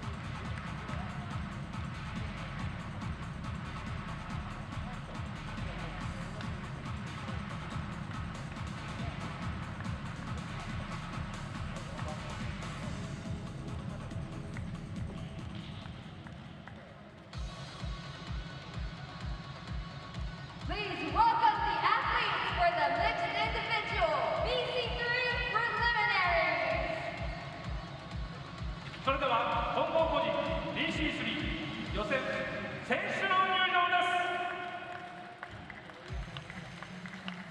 On court one, 第1コート Hong Kong, China, 香港チャイナ Ho Yuen King versus Portugal, ポルトガル represented by Jose Macedo. The referee is 審判は Marie Herbert. On court two, 第2コート Republic of Korea, 大韓民国 represented by Kim Hong-soo versus Brazil, ブラジル represented by Ivani Suarez da Silva Palado. The referee is 審判は Lisa Hansen. On court three, 第3コート Brazil, ブラジル represented by Matheus Carvalho versus Republic of Korea, 大韓民国 represented by Jung Ho Won. The referee is 審判は Grace Scott. On court four, 第4コート Japan 日本川本圭介 versus Hong Kong, China, 香港チャイナ represented by Santa Cruz. The referee is 審判は Via Castedo. On court five, 第5コート Greece, ギリシャ represented by Gregorios Polychronidis versus Portugal, ポルトガル represented by Avelino Andrade. The referee is 審判は Daniel Headley.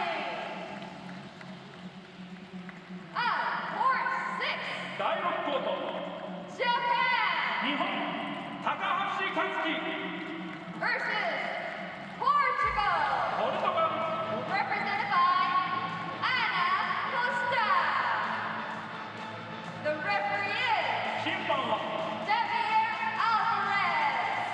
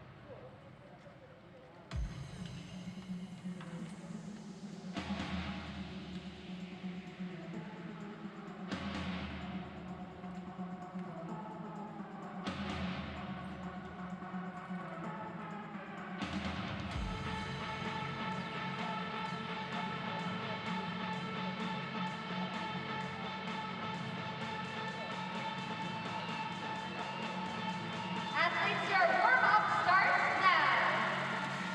選手のウォームアップの開始です。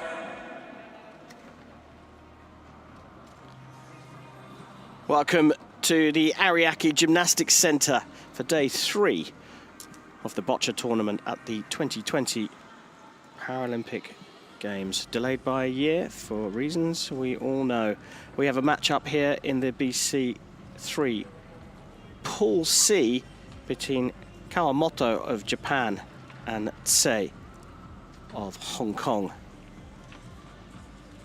Both athletes have won one and lost one of their first 2 matches, so critical here for them to get going.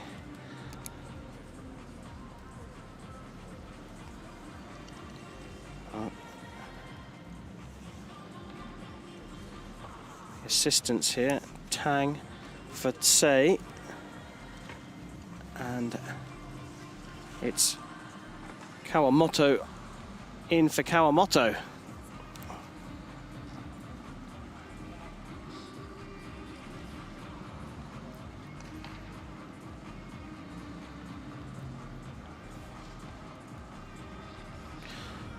Referee for the match is Beatrice Castedo. She will oversee the athletes through the warm-up and the match. Each athlete gets 6 balls in the warm-up plus a jack. The jack is white in boccia. So the athletes have come through 2 matches already. It was extra end loss for Kawamoto against Jong. But he beat the Brazilian.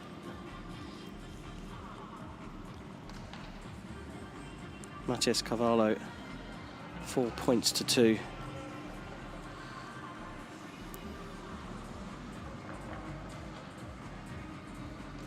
Say Takwa, 32, 32nd ranked in the world. He's 36 years old. He beat Matias Carvalho in an extra end 3-3, but lost out to Jong Ho-won of Korea. That went to an extra end as well. It's 5-5 there, so 2 tight matches for Say. Well, athletes getting to warm up. The BC3 athletes, as you can see, have assistive devices. They use a ramp, and they can use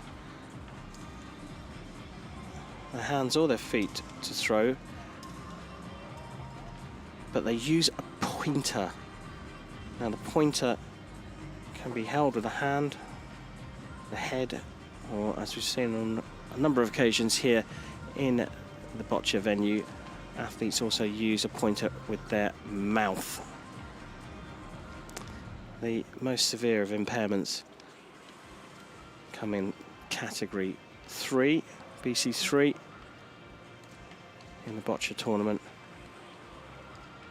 And you'll see the athletes using these ramps that are adjustable to create more height, dropping from a higher area, and also angle. They'll change the angle of approach. Say getting set up for his warm-up.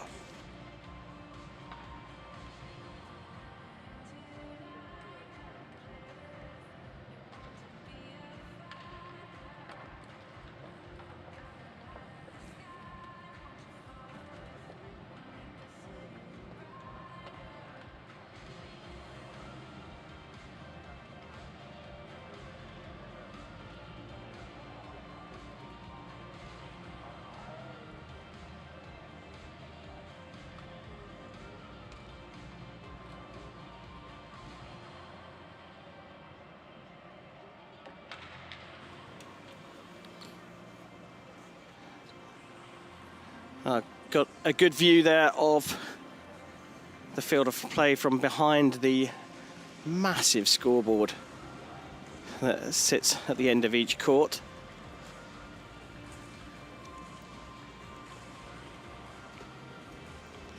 You get a look at what the assistant's job is in BC3. Taking instruction from the player, not allowed to look at the field of play when an end is underway, so they don't get involved in the play itself. All they're there to do is get the ramp set up and get the ball prepared for their athlete. Really important role, and the relationship critical to these athletes' success. And the great thing about the BC3 assistants here at the Paralympic Games is they get a medal if their athlete wins.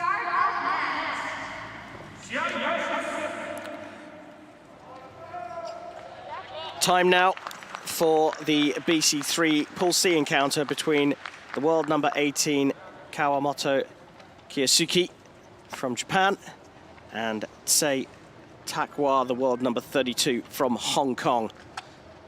Both athletes have had 2 matches so far, won and lost one, and it will be Kawamoto Kiyasuke of Japan to set the first jack in end number 1.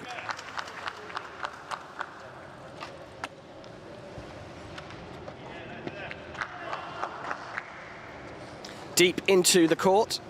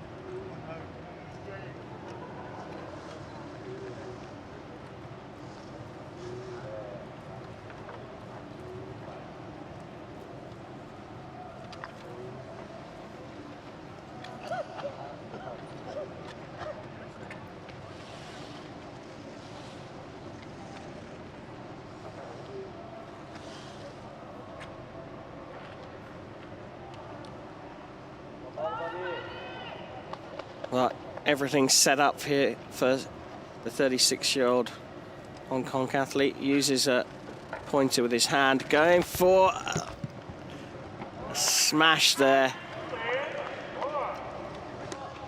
Ball's gone out of play. Didn't connect as truly as he wanted to here. Intention clear. And he has released the jack from the red. Looks like he's going to go for the same shot.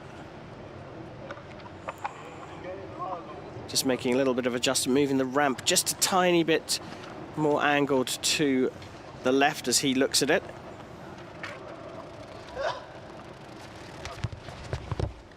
And gone out of play, but now the jack is free.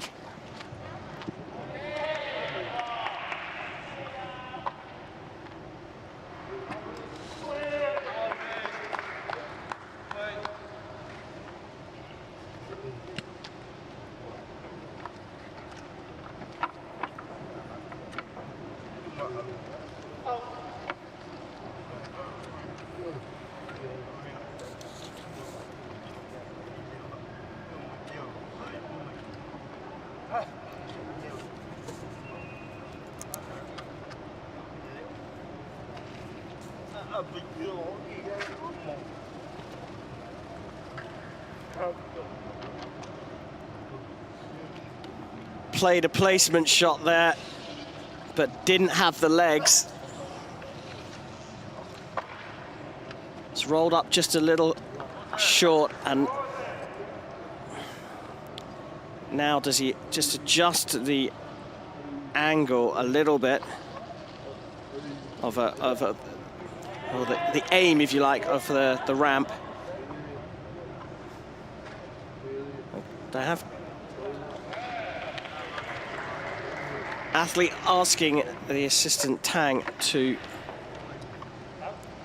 just increase the angle by the looks of things. He's already done the aiming. He's just going to have a little bit more legs this one and come, as we look at it, to the left of the ball that he's already put down.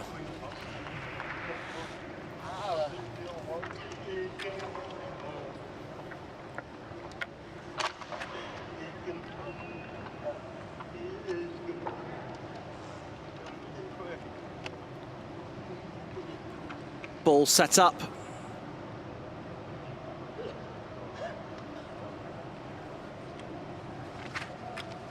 On its way.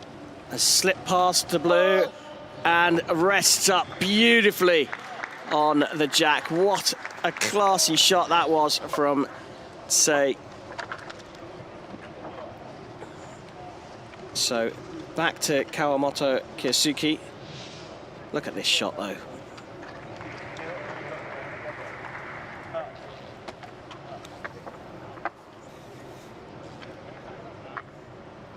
Played that ball down there. And it knew where it had to go.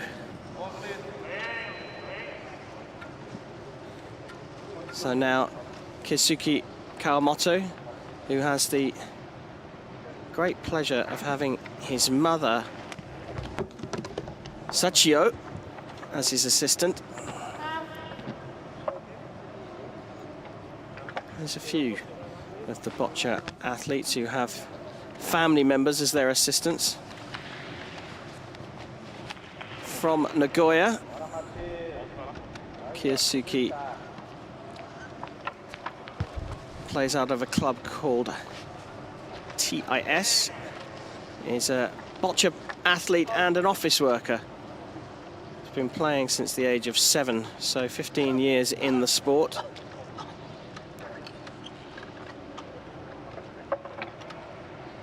Trains 4 days a week, and the sessions can last up to 6 hours, so very, very dedicated athlete. Came 5th in the individual of the Asian Para Games in Jakarta, Indonesia in 2018. And plays a blinder. 2 very good shots, one from each of the athletes.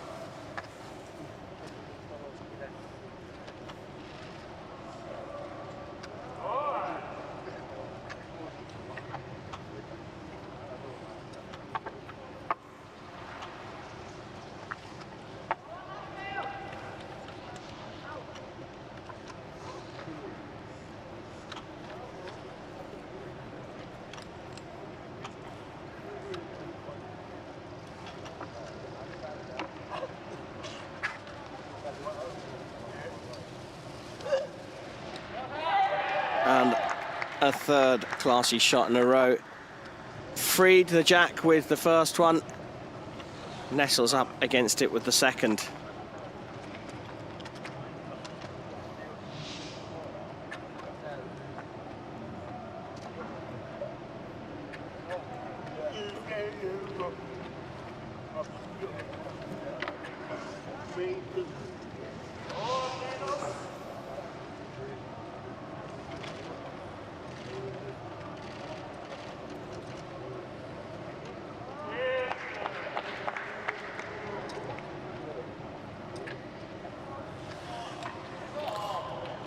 Say clearly has a plan.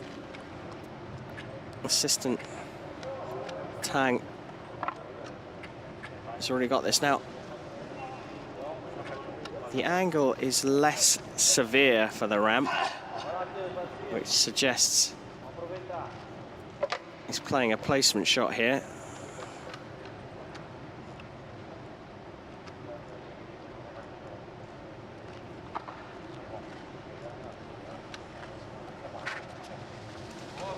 That's actually rocketing along. He's going to try and knock the jack out. It was a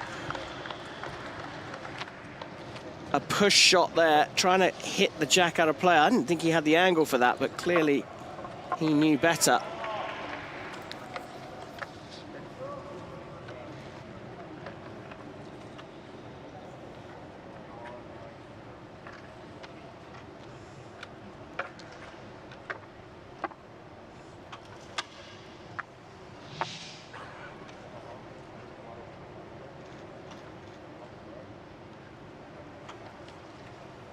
You saw there the ball rolling out of play. He won't be too worried about that.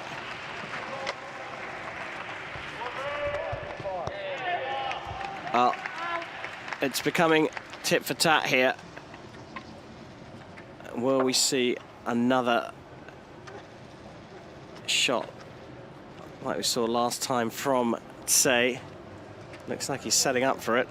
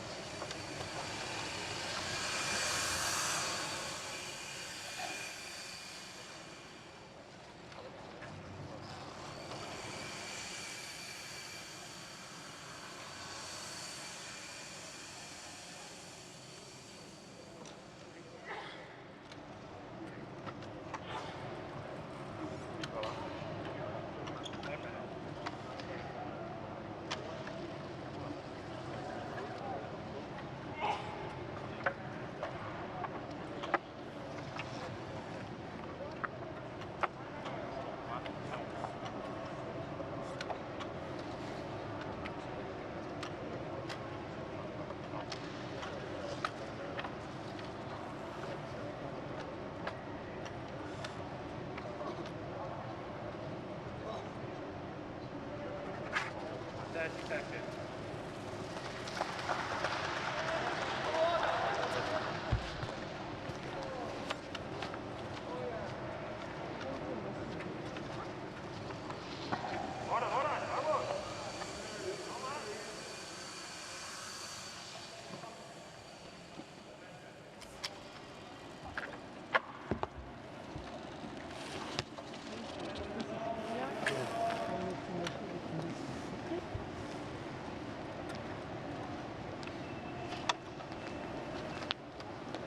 Okay, this is the distance between Jack and Blue, and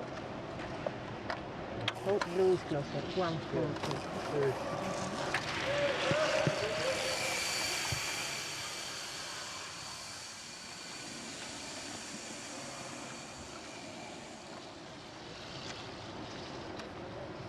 One break and finish.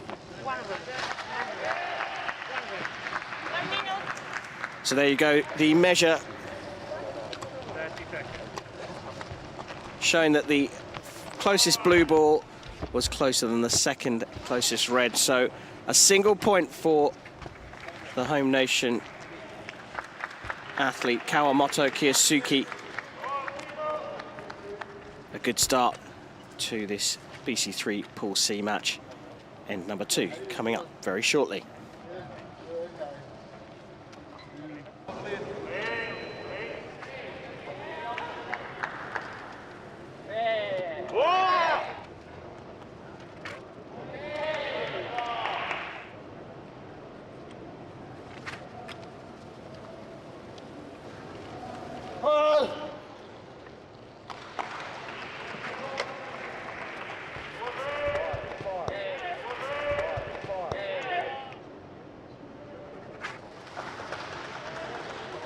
1:40.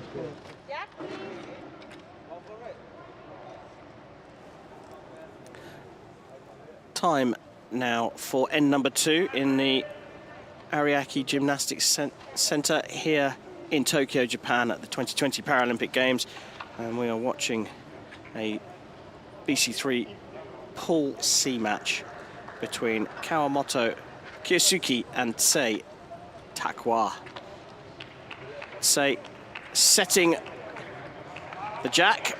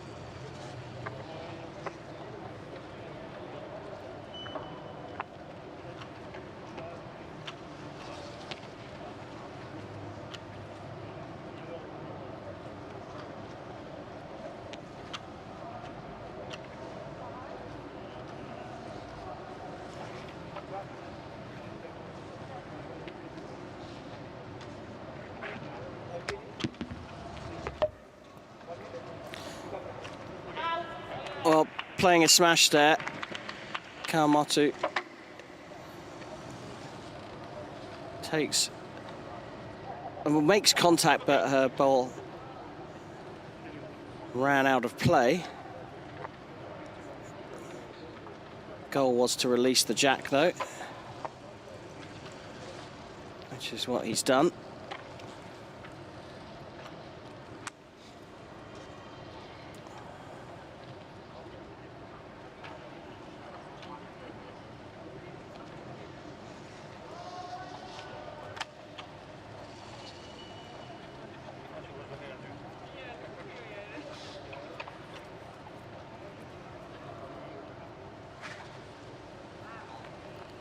And there, the placement shot Strategy clear.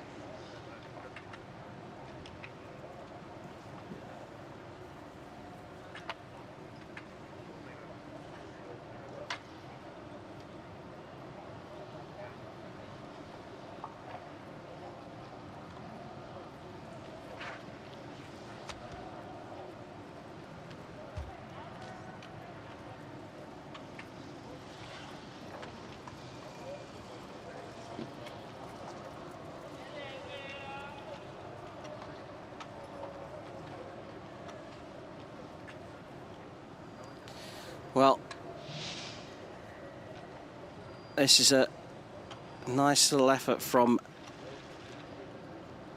say, pushing off the Red Bull.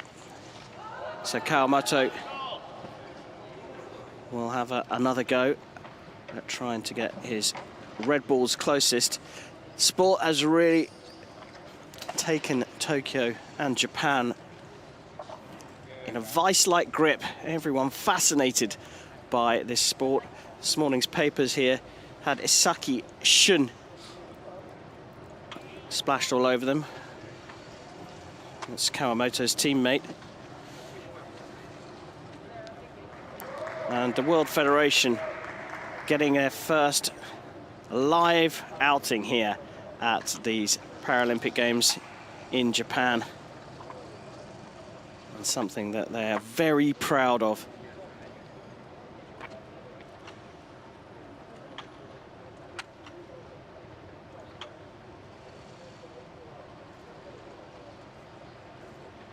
Many Boccia fans and Boccia players around the world able to see their sport for the first time. Doors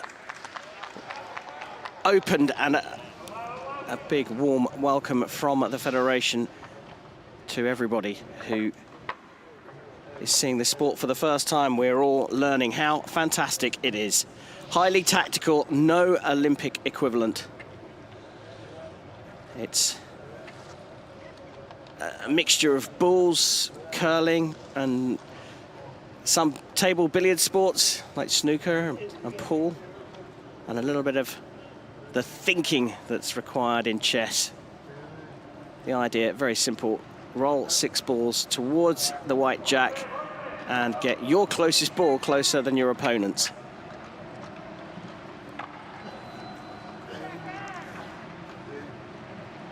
And that is about where the simplicity ends as tactics come into play. You can see here this BC3 athlete, world number 32, Sei Takwa, having a discussion with his assistant, who is there to set up the ramp and place the ball at the height, angle, and aim the athlete wants it.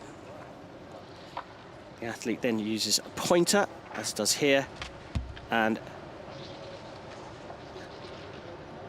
trying there to release the jack. Still his go. He's still furthest away. And there's definitely one, potentially 2 reds closer to the jack than Sei's closest blue ball.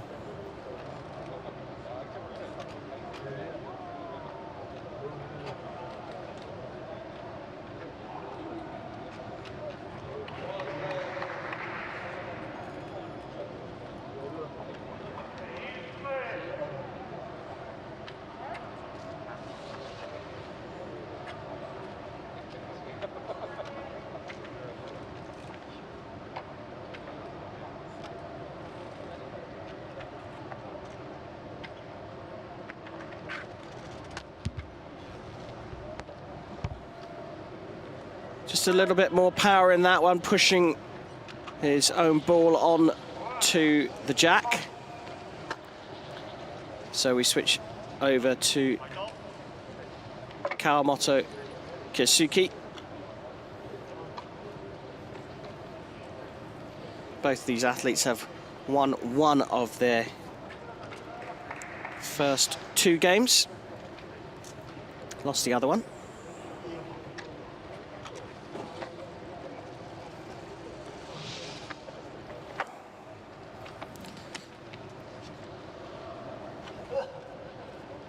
Kawamoto losing in a extended end game, extra end game, 5-5 to Jong Hwon of Korea. And he beat Matias Carvalho 4-2, the Brazilian.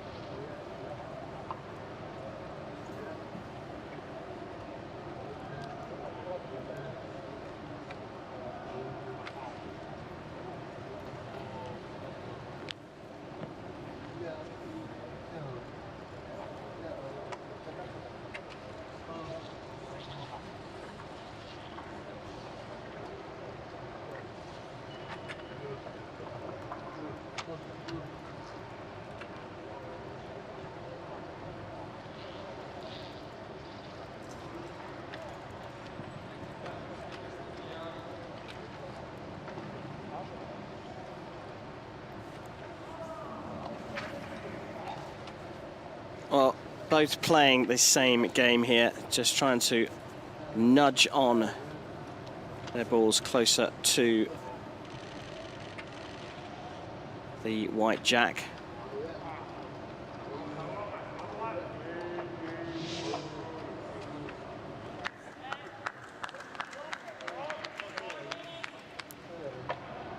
So now we might see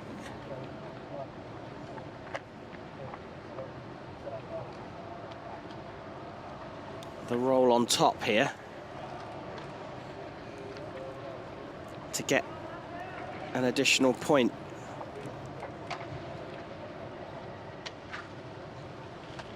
There you go. Oh, just went up and over. So put just a little bit too much pace into it. But the athletes come over to work with the referee and confirm the scores. So now a measure on the ball to the left to see whether the red on the right is closer. Ooh, that's close.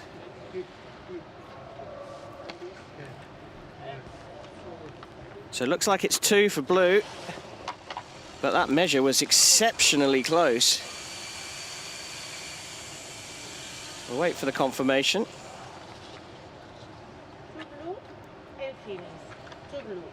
Confirmation that it was 2 for blue. So at the halfway stage, the world number 32 from Hong Kong Tatsei Takwa leads Kawamoto Keisuke from Japan 2 points to 1.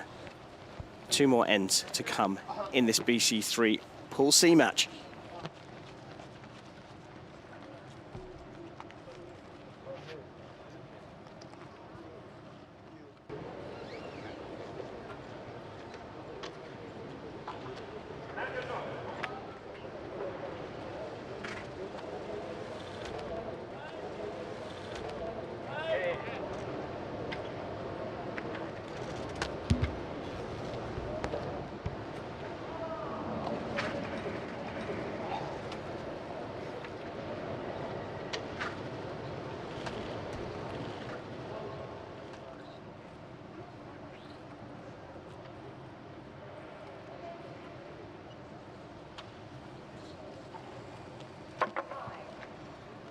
Yeah, please.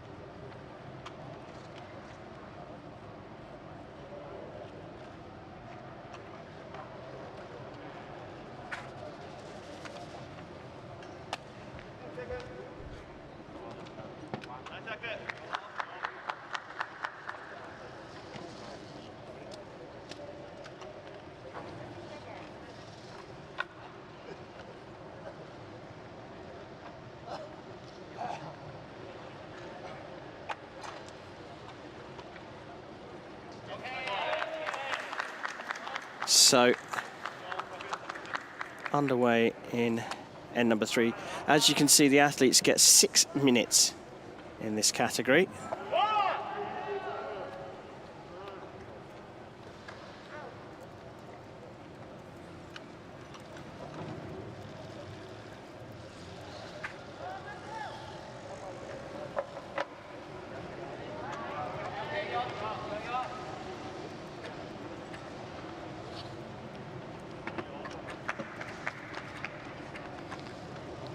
So long into the court again from Kawamoto, assisted by her mother, who, as you can see, is sitting down in the player's box, looking away from the field of play.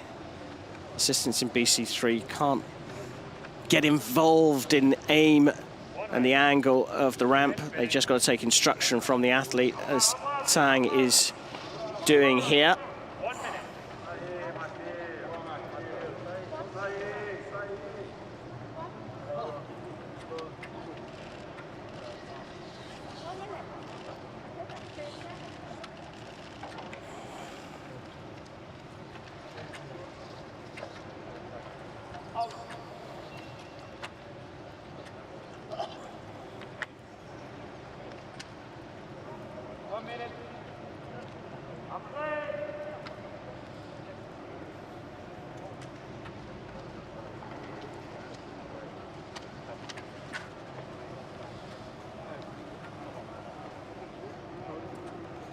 Well, tried to place that one.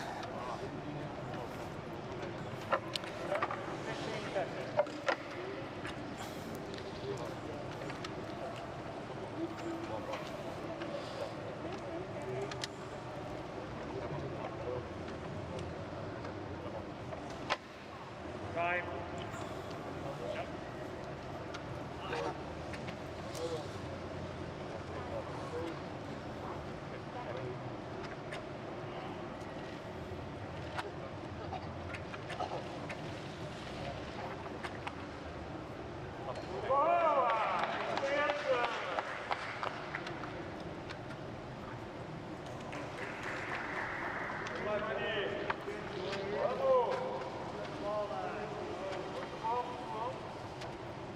Well, that one placed nicely, but the jack is still open.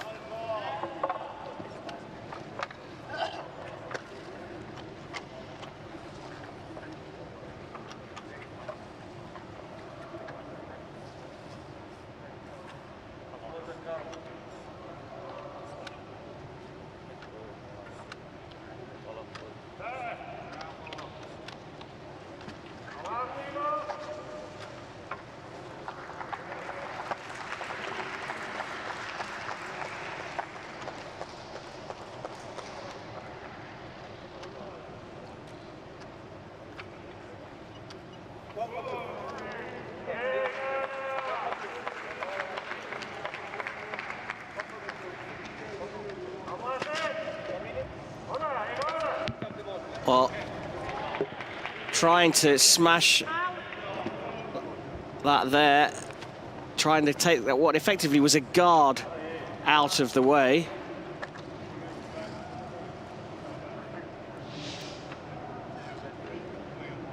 Let's come down and take that lead blue ball out of the way, just opening the jack back up again. And now all of the balls of both colours are behind the jack.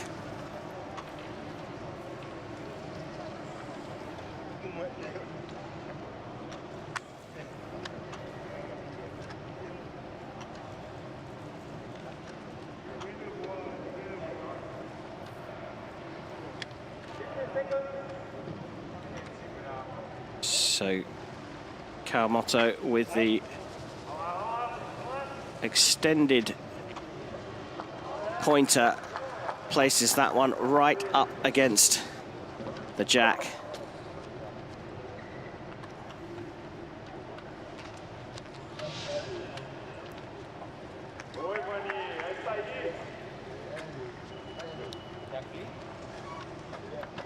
Nice shot, and see how it's rested just to the left. It came across the ball, across the jack, which means a delicate shot here may not be the best option. Depending on the angle that Sei has, well, that will dictate how much of the jack he can see. If he can see it, he could try and flick it across towards his blue balls already in play.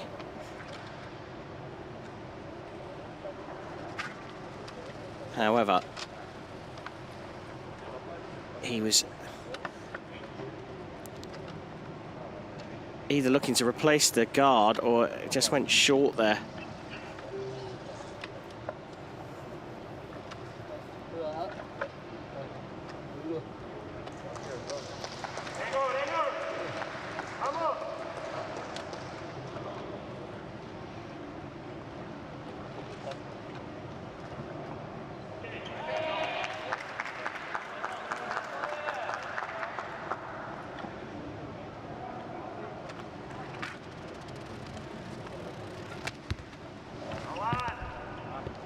Oh, the smash.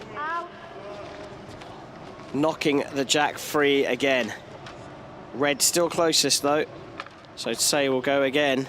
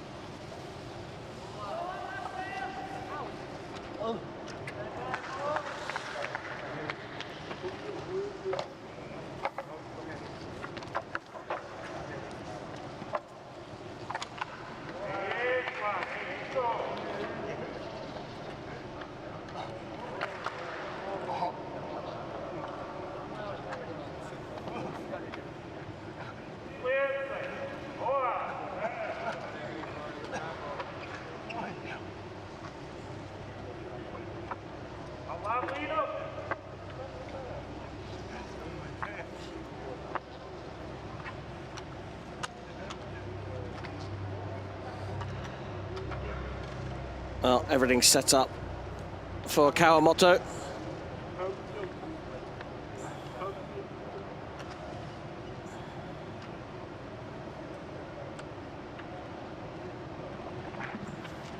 Looking to push the jack on here.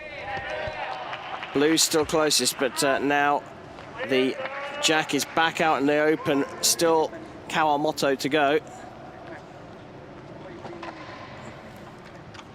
And needs a good shot here.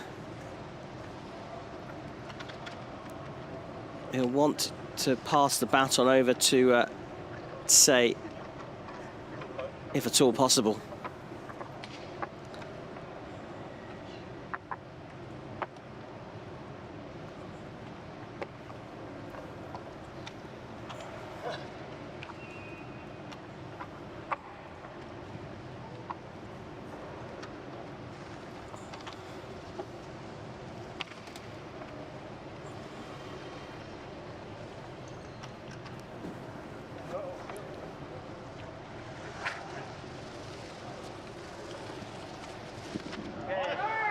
Beautiful. Exactly what the doctor ordered. Right butt up against the jack. Only slight risk here is another smash shot from Say, which will knock the jack potentially closer to that blue ball just below the jack. Comes up to have a look at it, and then has already given instruction to his assistant Tang to get ready for the shot.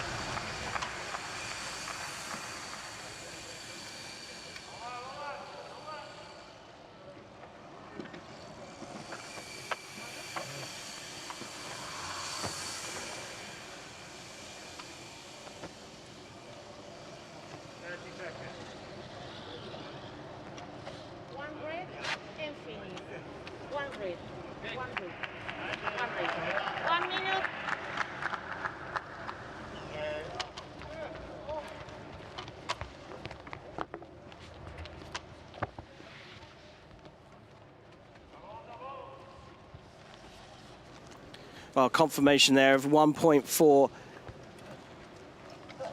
Kawamoto there. It's drawn level in end 3. One more to play, and they are all square at 2 apiece.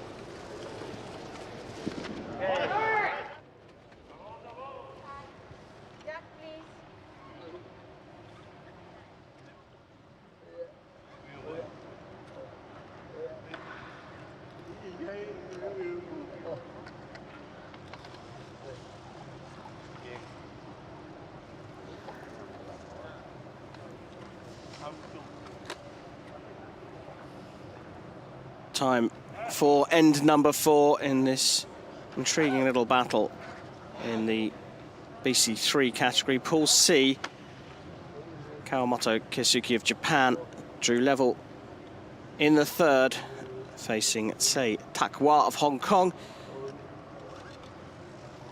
who has set the jack.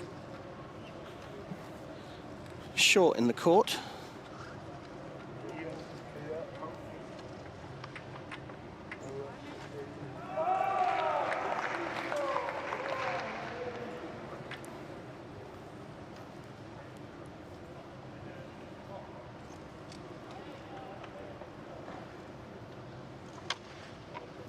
Was able to get 2 points out of the second end when he last set the jack. Pretty much in the same position, short in the court. 1 minute.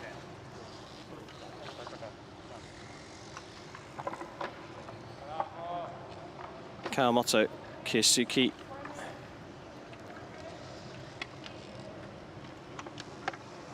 Tried to play the smash the last time. Say had the, or set the hammer, set the jack, I should say. And tries it again, releases the jack. So similar tactic to the second end. Just trying to open up the jack and now play a placement to get her, get his ball closest to the white jack, the target ball.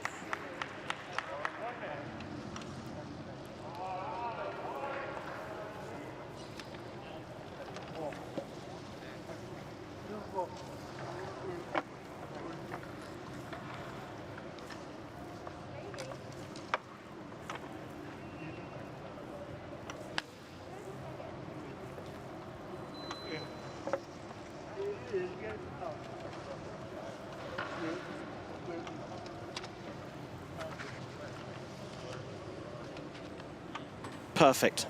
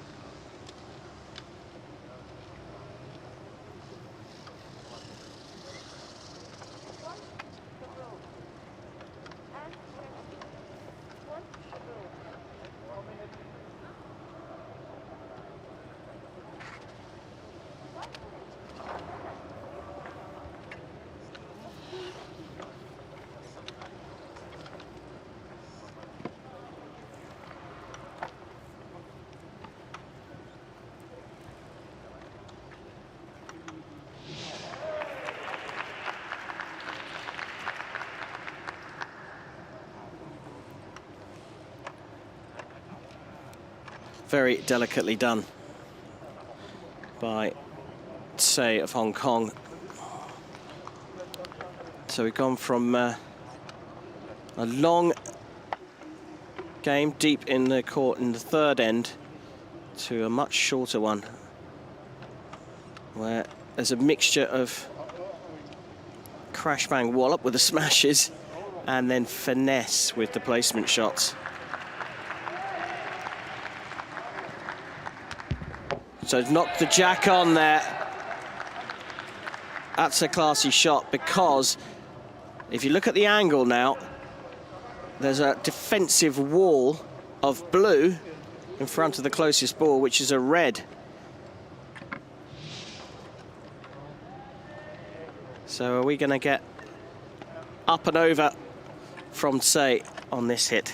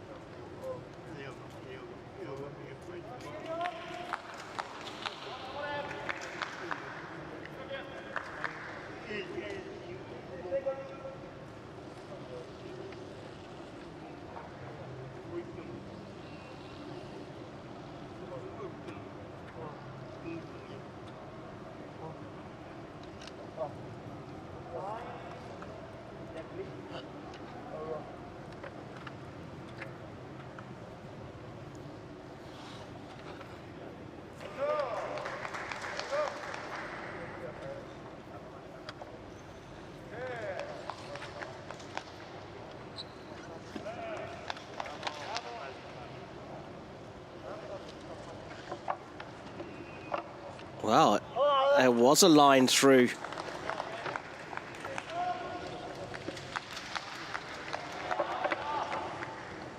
Nicely done, I'd say.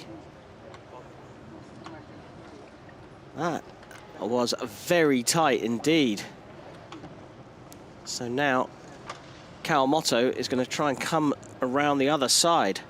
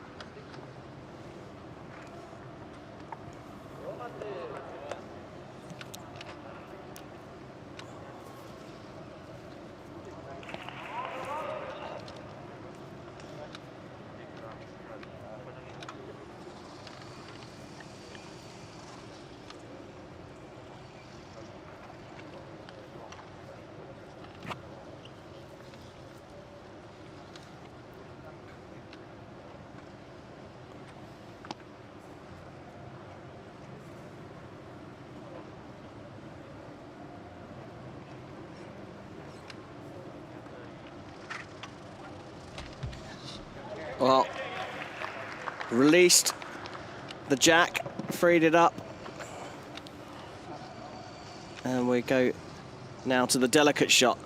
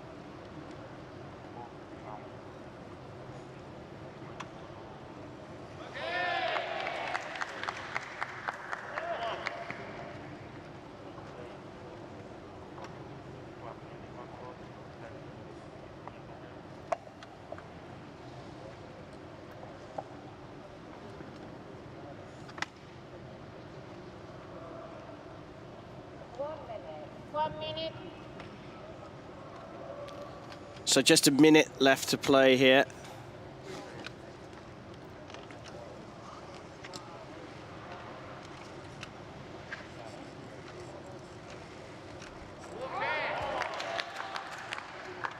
And a placement shot, not quite there.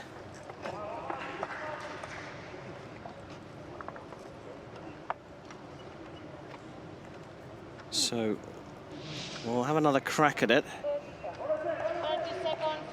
Coming around the outside, probably needs to play this one with a little more power.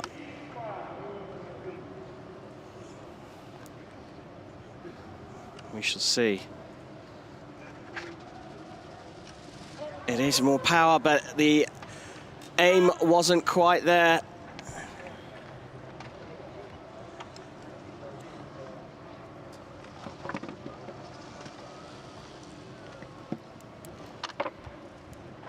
So, Say comes to have a look, and you see the assistant, Tang, just moving the ramp. It's a reset. It's when the athlete goes up to the head where the balls are all in play around the jack. They can actually look at where the ramp is from the playing field. So when an athlete returns to the playing box in BC3, the assistant has to move the ramp from side to side to avoid any unfair advantage.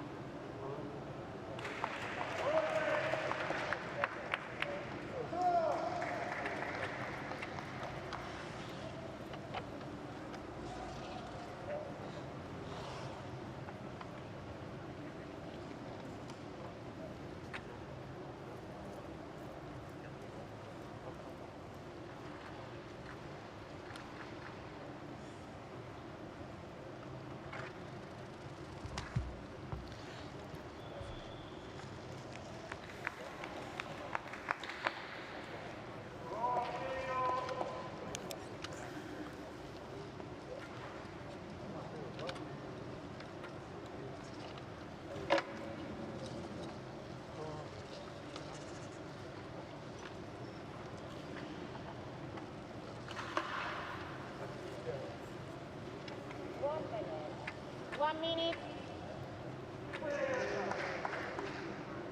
So now it's inside a minute, but he's in a good position here, not using the pointer anymore, can throw with his hand.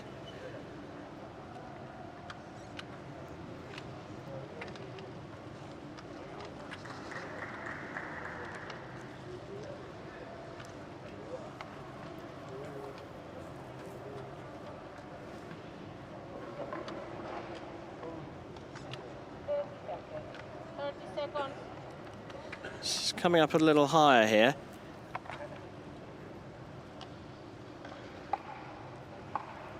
It's a little bit more power.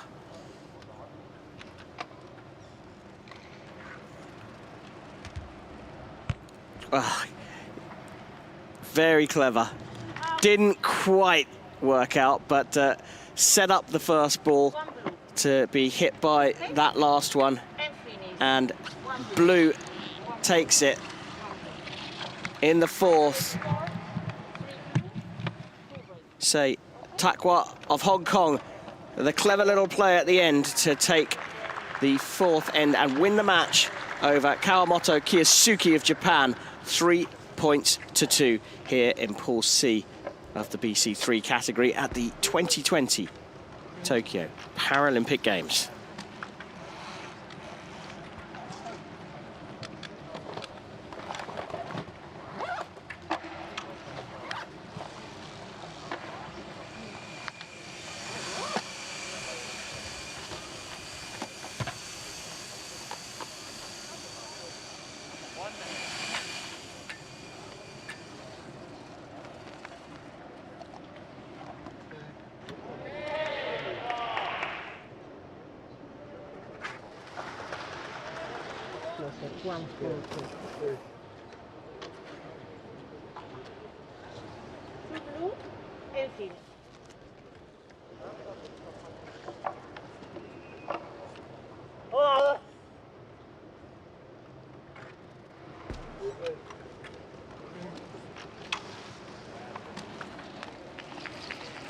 Well, confirmation of the win for Sei Takwa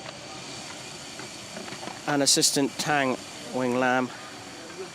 3-2 against Kawamoto Kiyasuke. And that's a second win in Pool C for the Hong Kong athlete, beating a much higher world-ranked Kawamoto for his second victory. Still more to come here in this session in the Ariake Gymnastics Centre on day 3 of the Boccia, day 6 of the Tokyo 2020 Paralympic Games.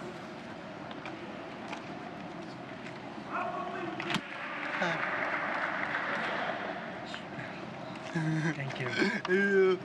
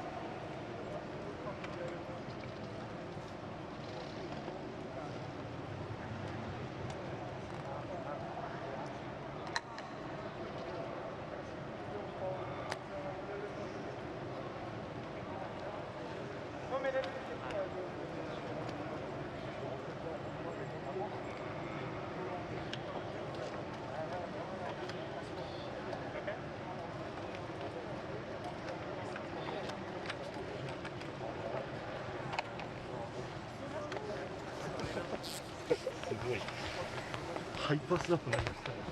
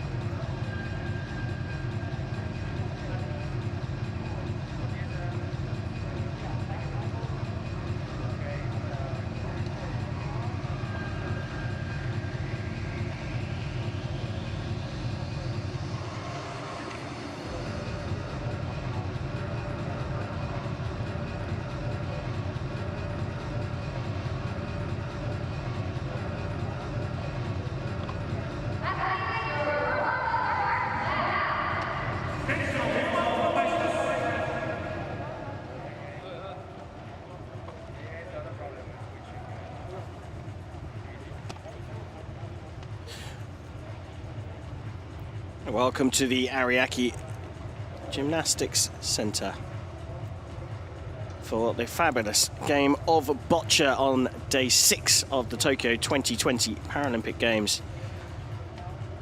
Up on our show court, court 4, it's the BC2 pool match between Luis Cristaldo of Argentina and a Korean, Lee Yong-jin. Warm-ups being conducted first. Cristaldo, world number 16.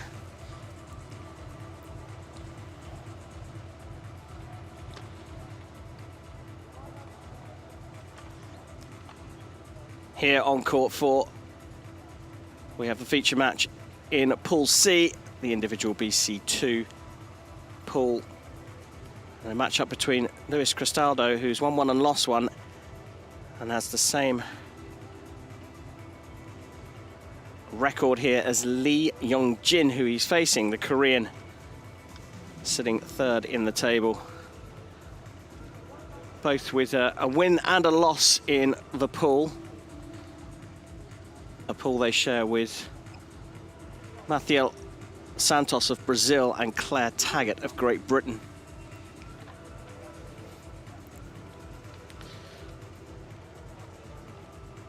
Cristaldo, world number 16 at 23 years old, has had his 6-ball, 1-jack warm-up, getting their eye in.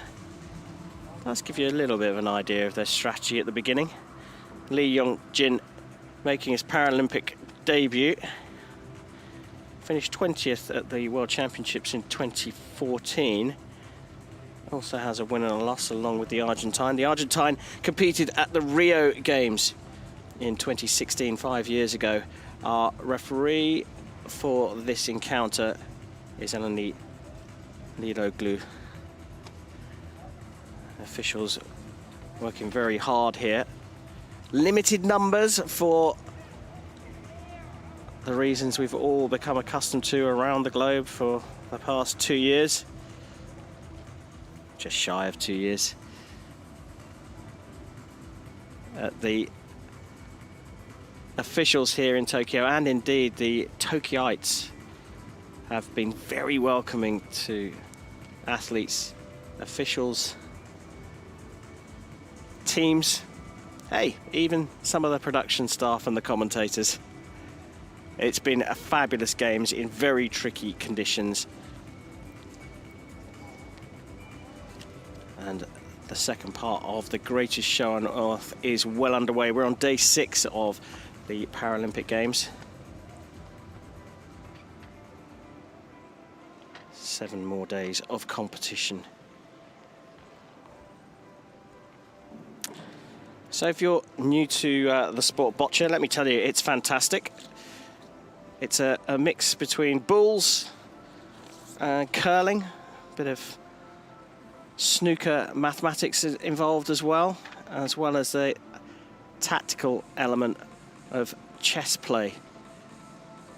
The athletes have 6 balls, take turns in throwing or setting the jack, which is the white ball. Red always goes first. The idea is to get your closest ball closer than your opponent's to win at the end.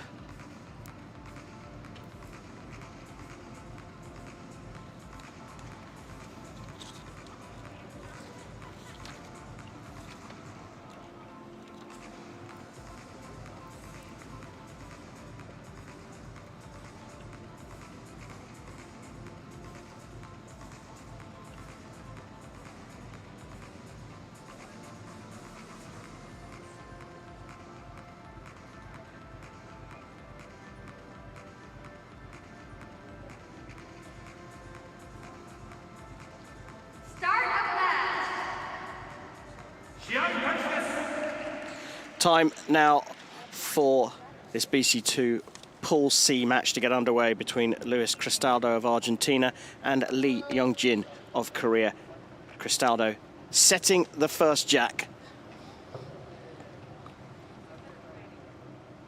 He will throw first ball as well.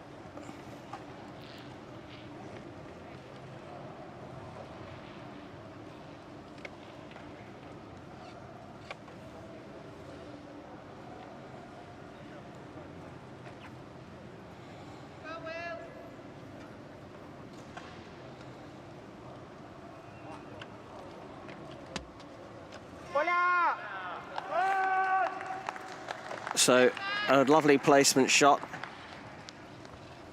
Luis Cristaldo has cerebral palsy, which means he only has movement in his right hand.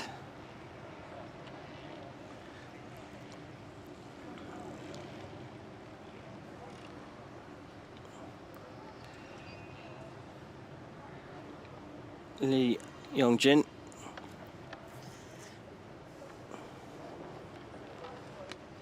also has cerebral palsy as a result of an illness at just 1 year old.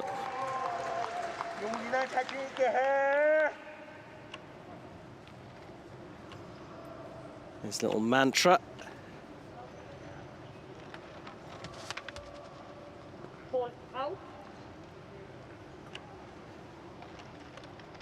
So dislodging the jack. The ball goes out, so Lee will go again.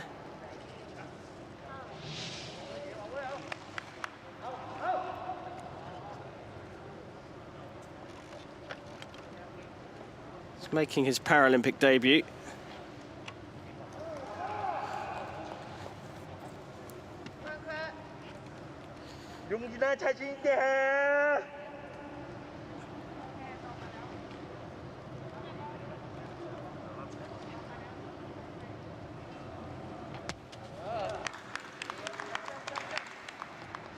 Just rolling up to the red already in play, so it will be Lee again, furthest from the jack, or the closest to the jack doesn't play is probably the better way of putting that.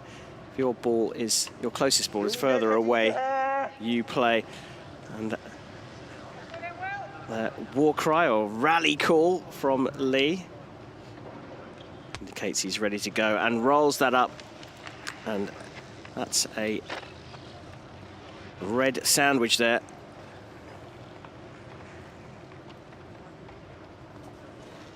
The BC2 athletes throw with their hand, not eligible for assistance.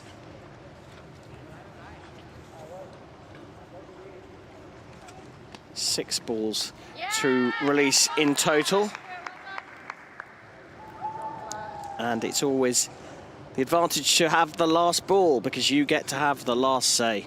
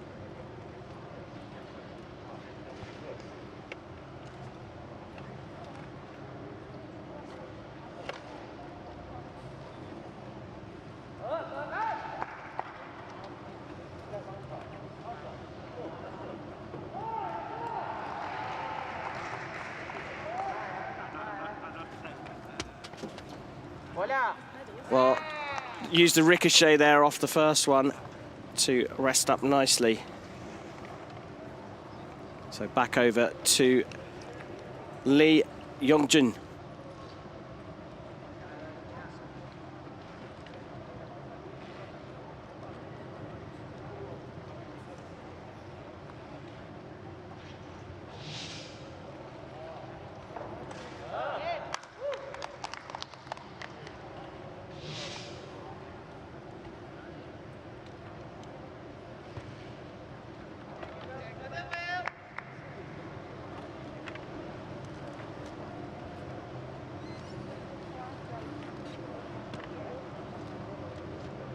자신 있게 해.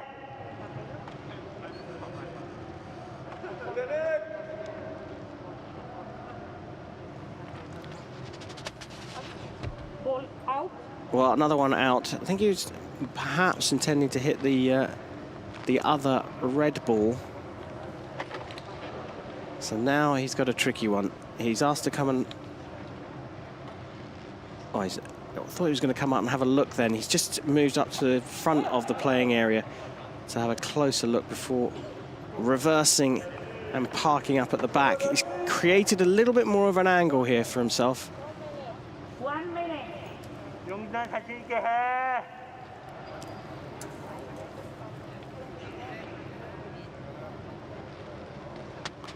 Pushing on. Now, has he done enough? He hasn't, according to the referee. And only Liloglu 용산 자신 있게 해. indicating he has to go again. He's moved to the front of the playing area now.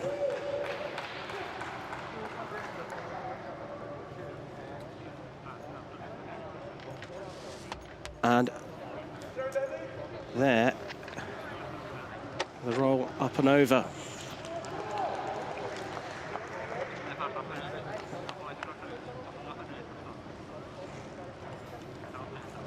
And that has put his ball ever so slightly closer, and also has the benefit of matching up to the red ball of Cristaldo, which is sitting behind the jack. So if the jack is rolled on here,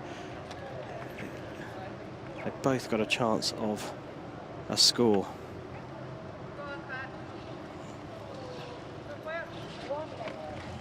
There's the lob.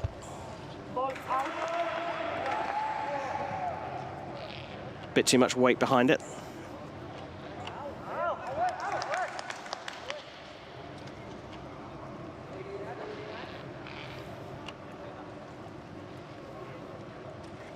Going for it again, and has knocked the jack on. A beautiful shot there. And as you can see, very tight between the two, but the red just ever so slightly closer. Oh, actually, the referee's called that as the blue being closer. The one to the left as we look at it from the back of the court. So we're going to get another one. No, this is a push, a roll over, a roll up and over. Seen that twice now from Lewis.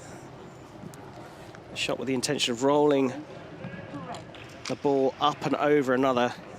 Important to get the pace and the line correct.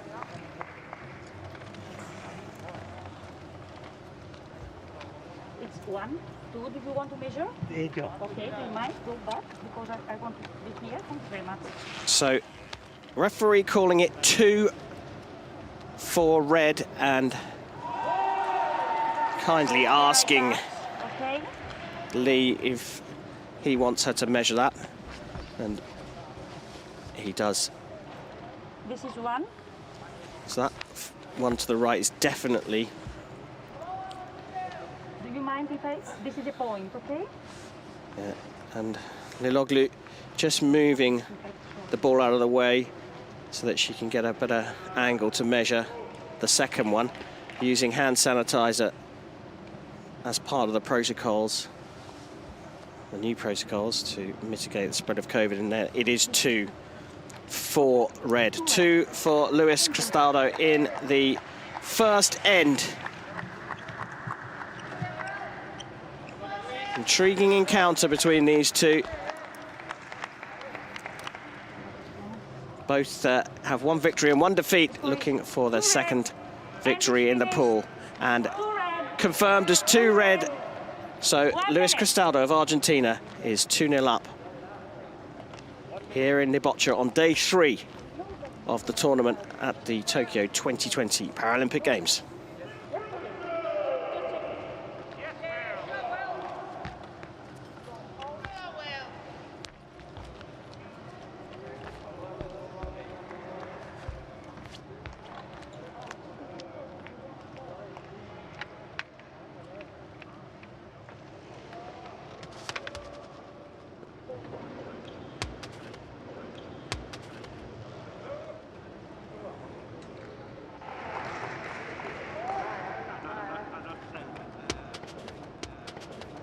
Voilà.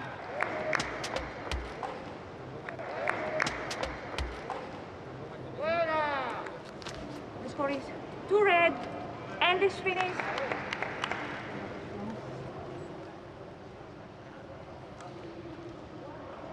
Time ready for the second. Jack, please. Time for end number 2 here in this Pool C match, and there's the rally call from Lee Yongjin, who is setting the jack. Bit deeper into court this time.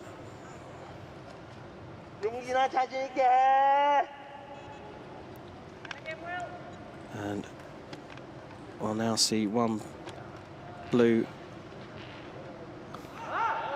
first ball, and then a red reply. Whoever's furthest away after those 2 shots will be back in play.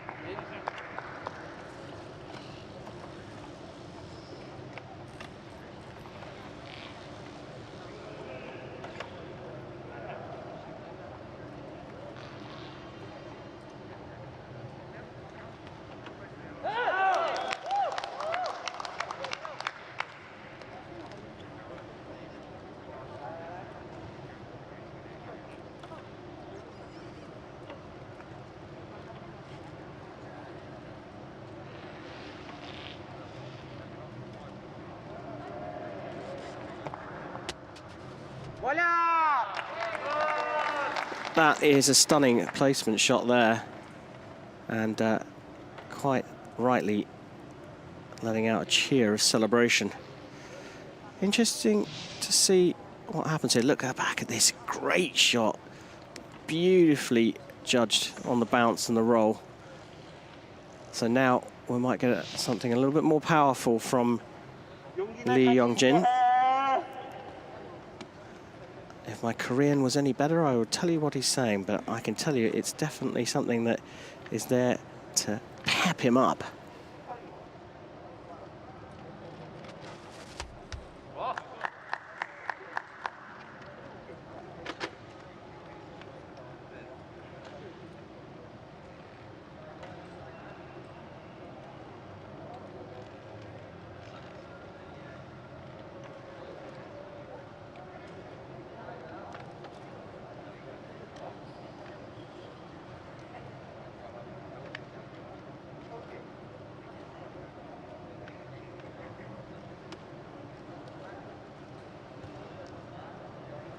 용진아 자신 있게 해.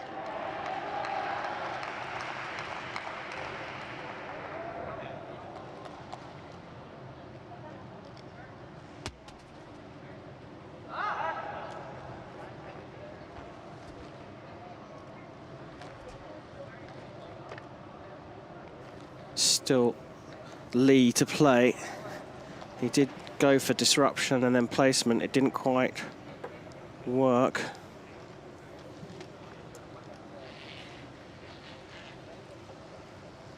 용진아 자신 있게 해.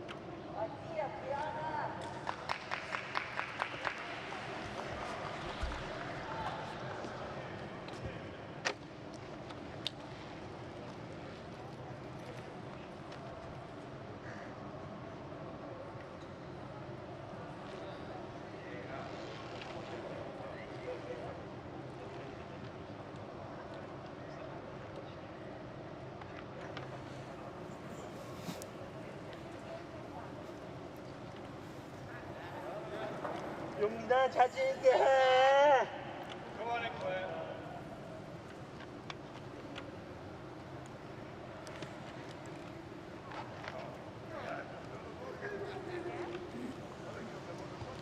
Lee going through his process.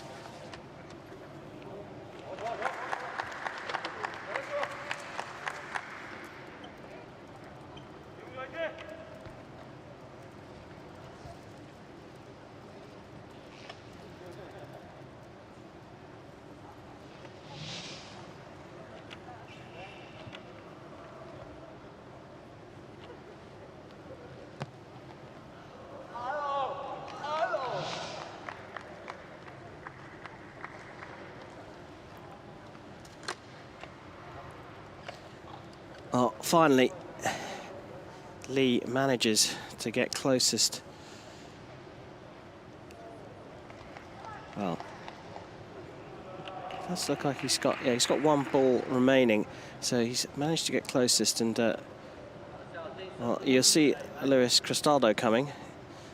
This guy's name emblazoned on his wheels.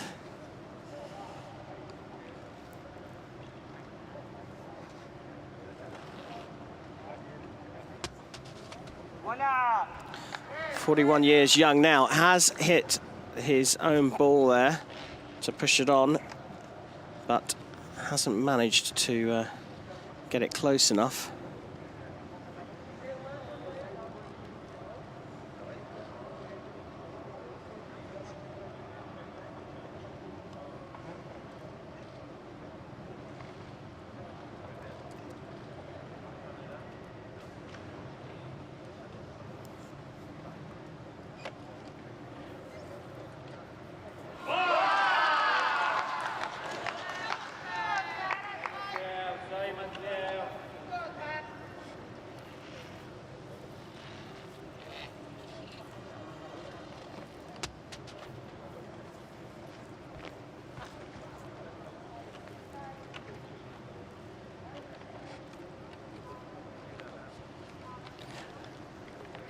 Well, the measure is out now.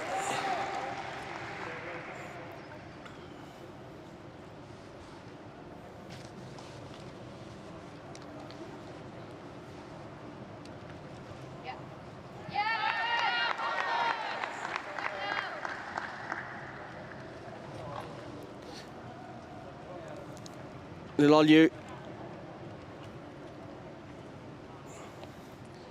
with the fine calipers.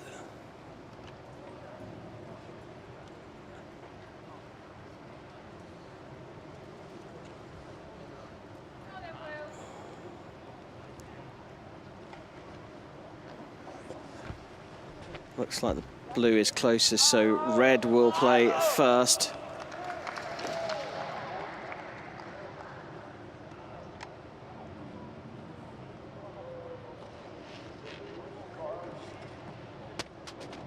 Voilà.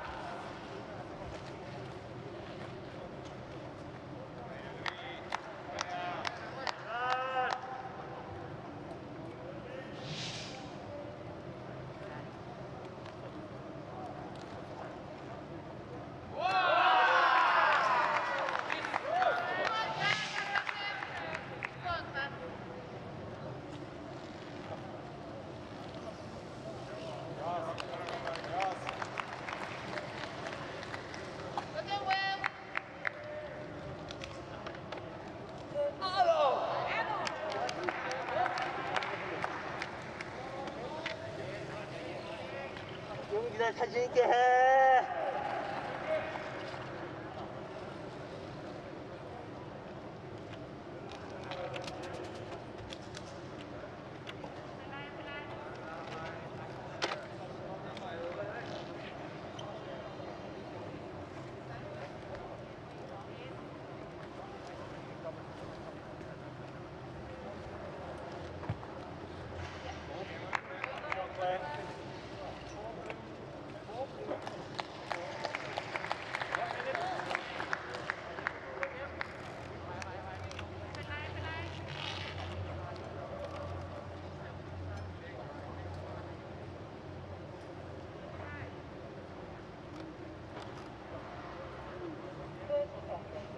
seconds. Hola. Ball out. Well, that ball has gone out, but she's pushed on. And Luis Cristaldo, get a replay of the shot. He's tried to roll up and over. Now he's pushed that on, and he's inside 10 seconds, not quite got close enough, and tried to build a stack there. Roll on top. And athletes being called out to the field of play to have a look at this one.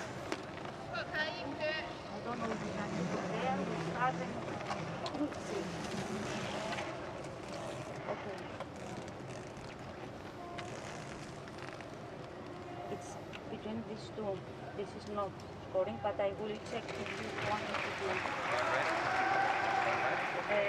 For me is one red, but I will check anyway. Okay? Okay. Can I remove this?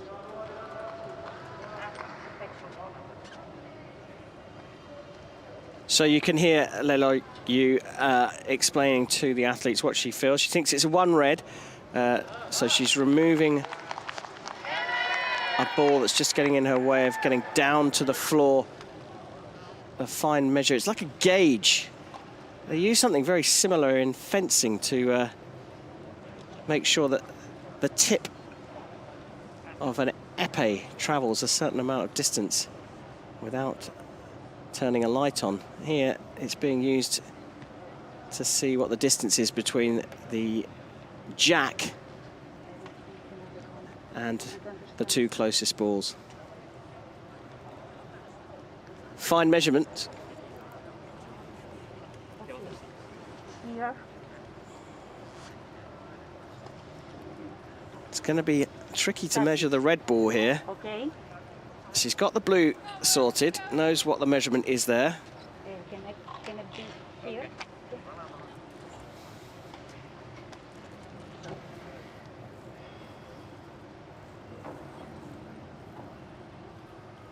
Everyone involved masked up as they're at such close distance.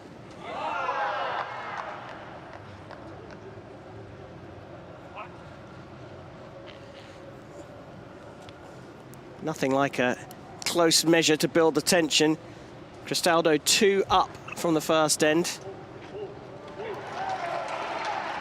Referee originally called that as 1 for him.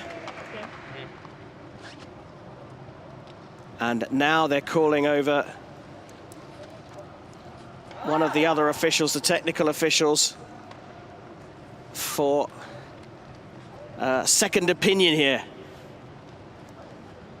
She's coming.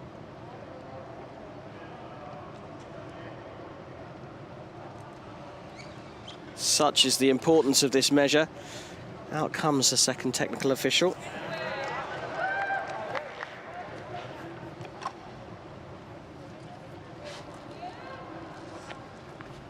Final score. Final score. Here.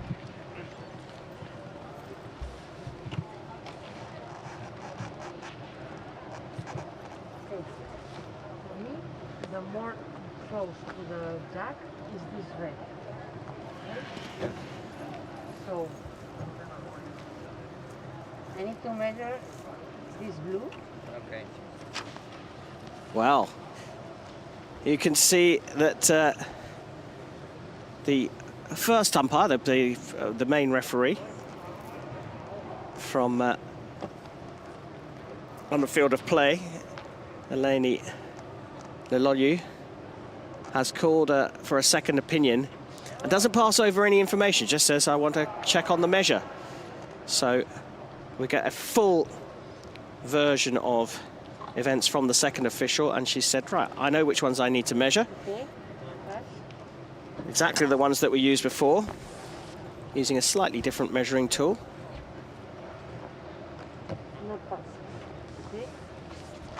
And here.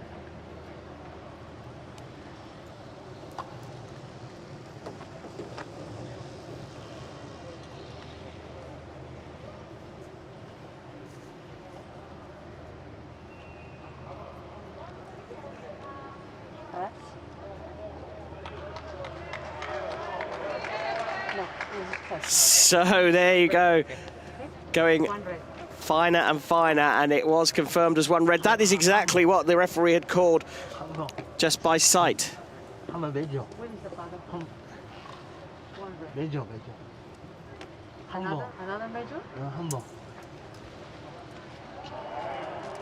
Wants another check here, Lee.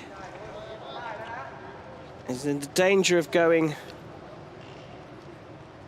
3 down at the halfway stage.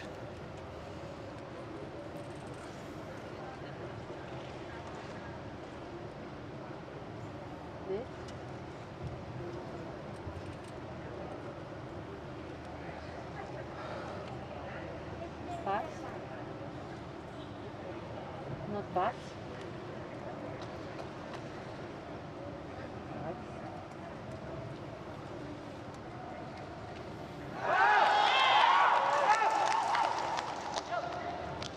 Pass. Not pass. So 1 good. Okay?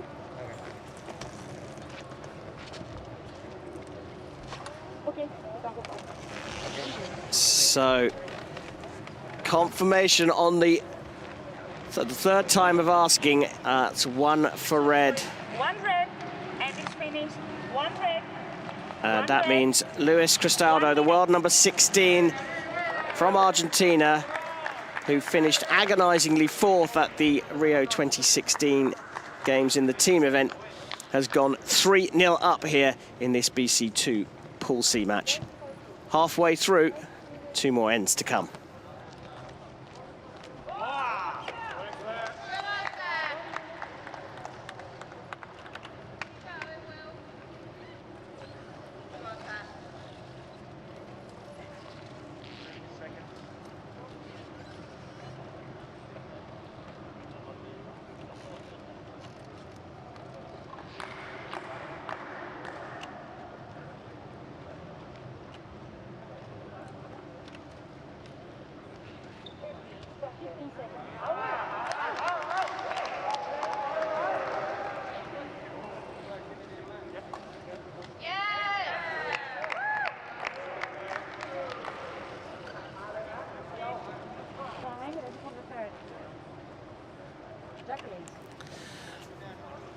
Time for end number 3 here in the Ariake Gymnastics Center.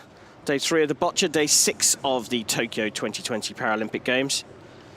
And we have a feature match between Luis Cristaldo, the world number 16 from Argentina, who's 23 years old, up against the 41-year-old Korean Lee Yong-jin, who is number 35 in the world. Lee making his Paralympic debut. Cristaldo is at his 2nd Games. Cristaldo has set the jack and has first ball, a placement. So after a tight measure where the lead referee was brought in to support Eleni Lelolyi, who's on the court for this match, Lee is 3 down. Part of his rally here is the word tachineta. Tachineta means confidence. So he's empowering himself by channeling his energy.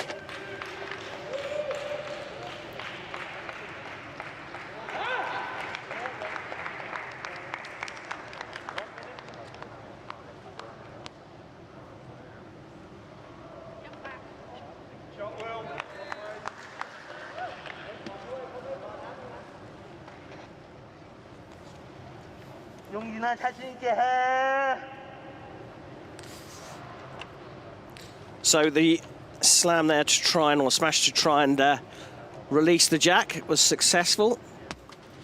And then plays a placement shot, probably just about closer. And neatly rolled up behind Cristaldo's closest red. So are we going to get a push on here or another placement?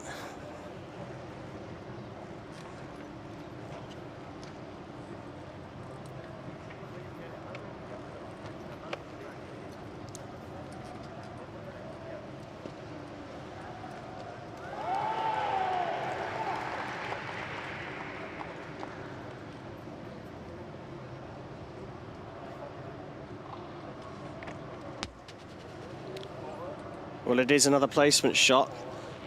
Just playing beyond the jack. So clearly conscious of the jack being knocked on. Or perhaps even setting it up to push on the jack here. Might actually be the way forward here. Squeeze the jack up in between this ball and the one that Luis Cristaldo has just cast.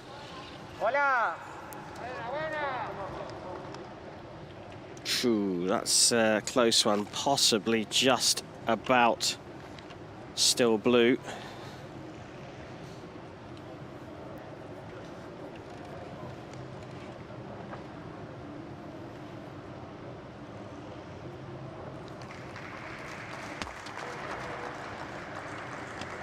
So found a line through there and now tucked up neatly behind the jack.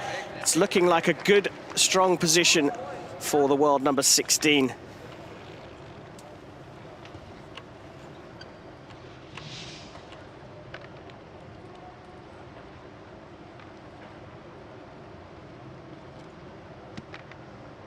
용진아 자신 있게 해.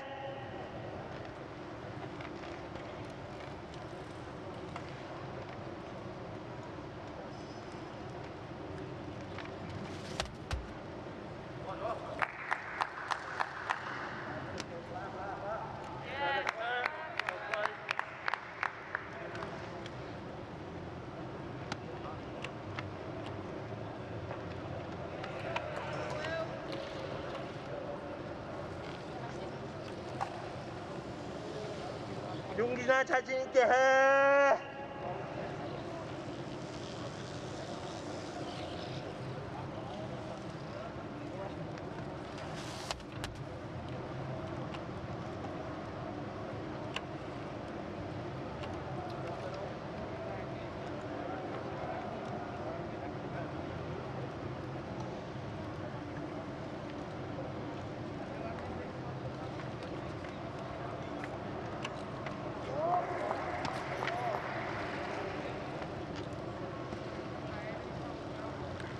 용진아 자신 있게 해.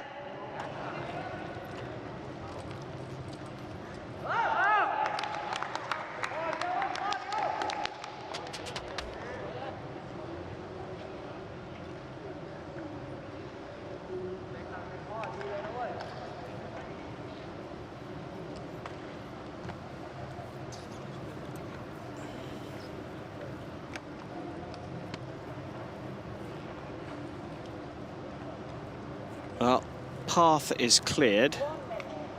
1 minute.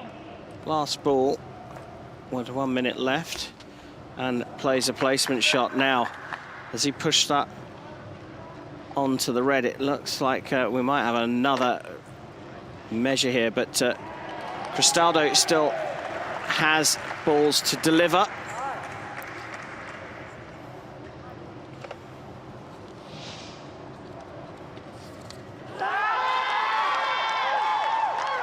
There is a replay of that shot.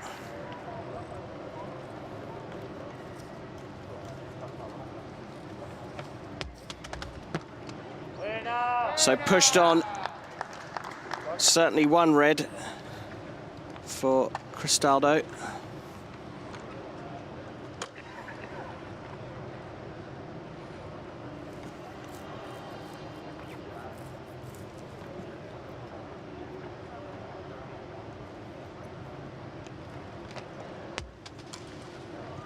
Hola.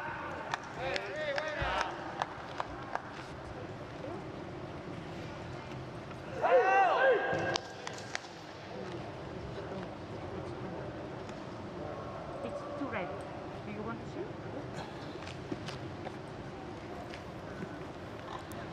So called as 2 red. That was a beauty of a placement shot. This one is scoring.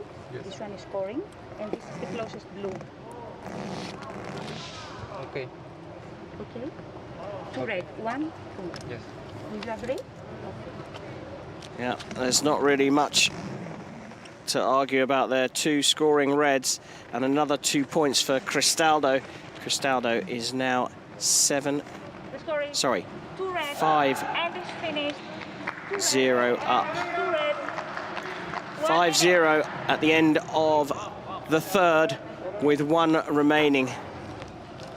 So mathematically it is possible, but incredibly unlikely to draw level. So Cristaldo's taken this. The question is, how many more points can he score in the fourth end?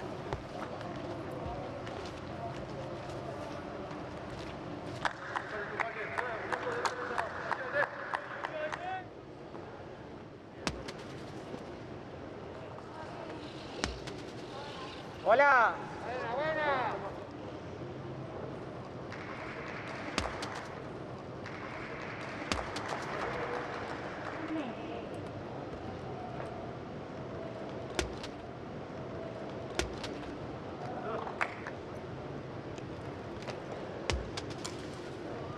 Hola. Hola. The story, 2 red, and is finished. Time, ready for the 4. Judging. Here at this beautiful Ariake Gymnastics Centre, it's time for the conclusion of this match between Luis Cristaldo of Argentina and Lee Yong-jin of Korea in Pool C, BC2 category. It's a healthy 5-0 lead for Cristaldo. Lee Yong-jin has set the stone.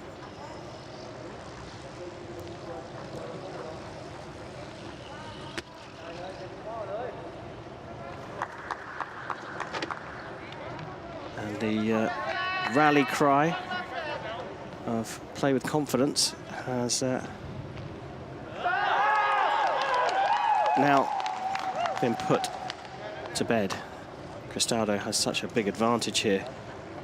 It would take a miracle to be overturned.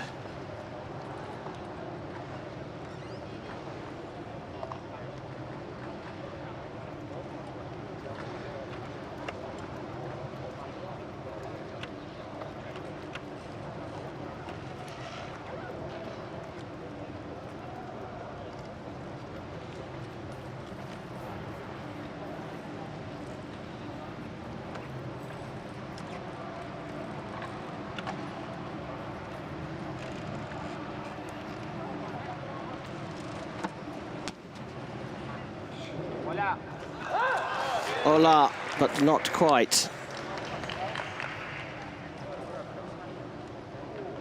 Still red to play.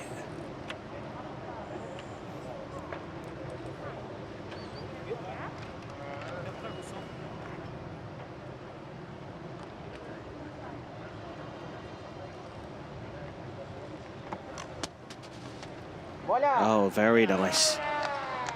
Push on. So now has 2.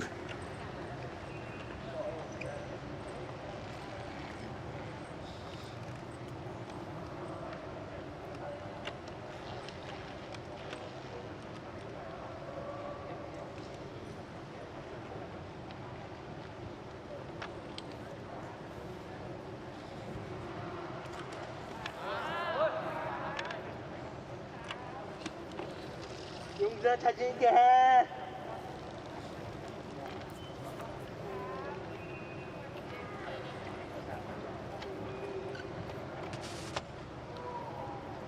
So cleared one, but the other one snuck out and now sits behind the blue ball that's closest to play. So will Lee try and knock the jack on here?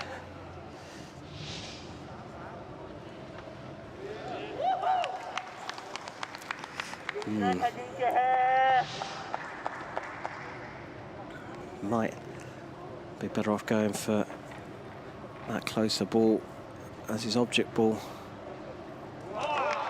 And smash into it, and correspondingly, oh, it's just gone through the line and it's gone out of play. So hard to know now whether he was playing for the jack or whether he was playing for his own ball. Either way, he missed.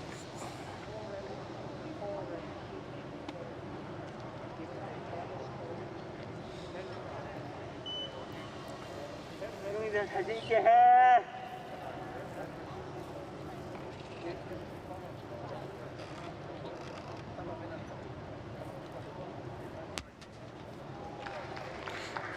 Another placement attempt, but this time not close enough.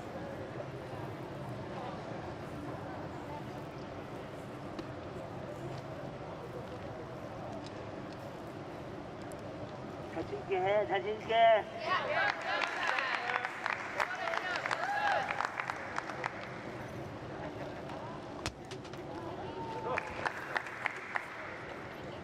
Well, used the lob there to roll up against the ball that was there already. Bounce on. It's forced the measure out for Lelogyu again. It's been a match of many measures, this one.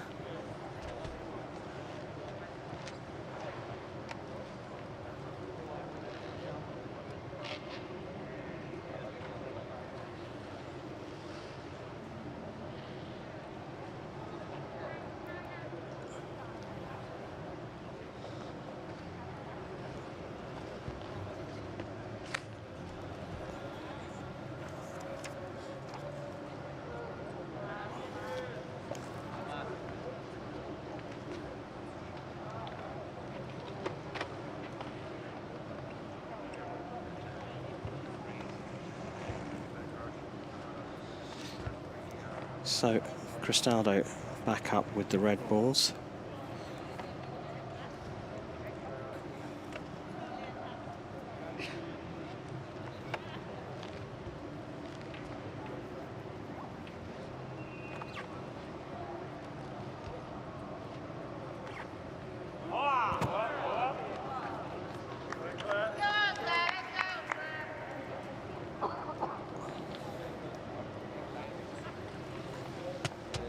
Hola.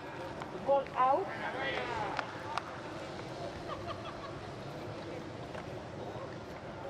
So did enough to just push off and get closer. We'll get another look at this. Just push that blue off the jack,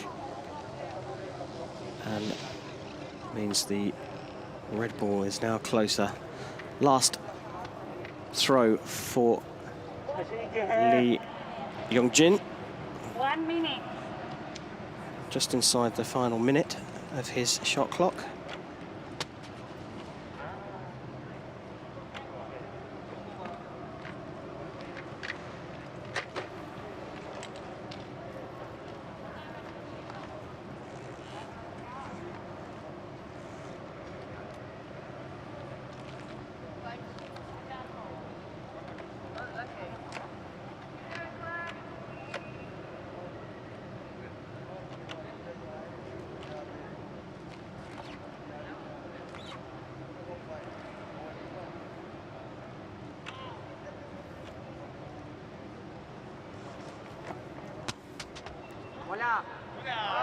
So that's one red, but we might have to have another measure on that second red and closest blue.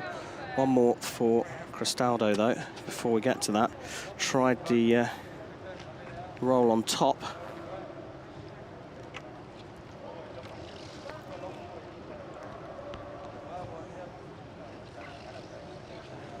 Well, he been more successful with his last ball.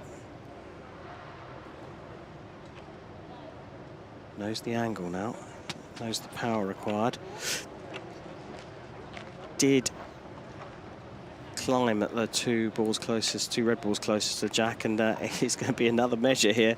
Very measured, this last game of the session.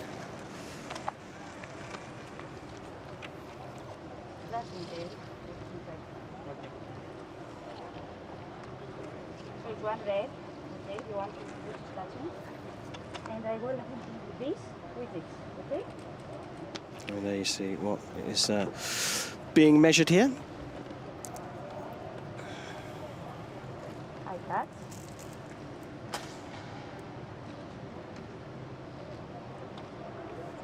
No. It's one red. Okay. Okay? One red. So just a single red for Luis Cristaldo in the final end. And that takes him to a 6-0 victory. We just wait confirmation. One red, and it's finished. One red. So confirmation of the end score. Match is finished. Final score it's six red. Okay? It was a good game. Congratulations. Bravo. Very nice from Eleni Leloliu. Good game. Bravo. It's a 6-0 win for the world number 16, Luis Cristaldo from Argentina. The result confirmed in Pool C of the BC2. And Lee Yongjin comes up to the big scoring board. They have just to confirm all the individual components of each of the ends, and then the referee will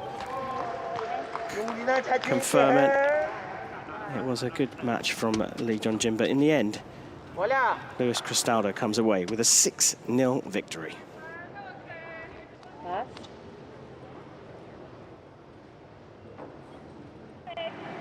One red.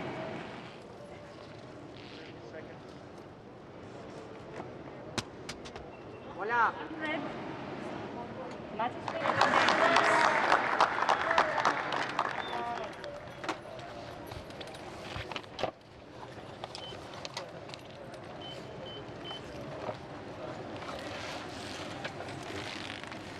So confirmation of the final match of this session.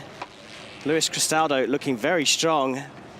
He must be thinking about medals here in the Ariake Gymnastics Centre on day 3 of the Boccia tournament, focused on the individual components of the individual events in this Boccia tournament before moving on to the pairs and teams later in the week. Fabulous game. Cristaldo of Argentina through 6-0 over Lee Yongjin.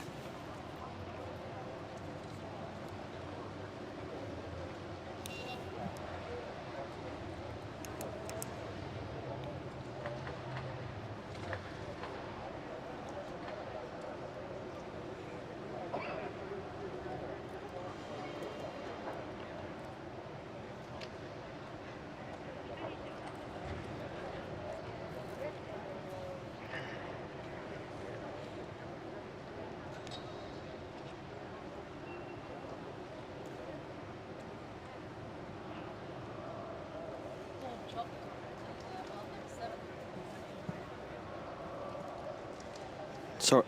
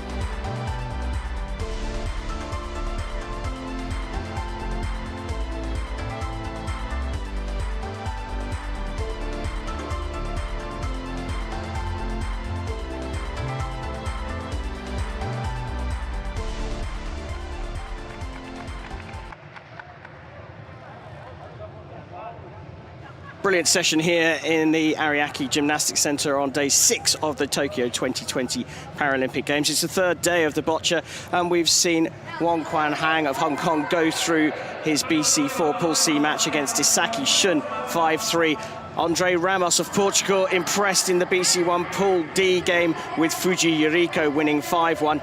And it was Sang of Hong Kong who came back in his Pool C BC3 match against Kawamoto Kiyasuki, winning 3-2, and an impressive Luis Cristaldo of Argentina taking a 6-0 victory in the BC2 Pool C match against Lee Yongjin. And that's it for this session here in the Boccia at the 2020 Paralympic Games.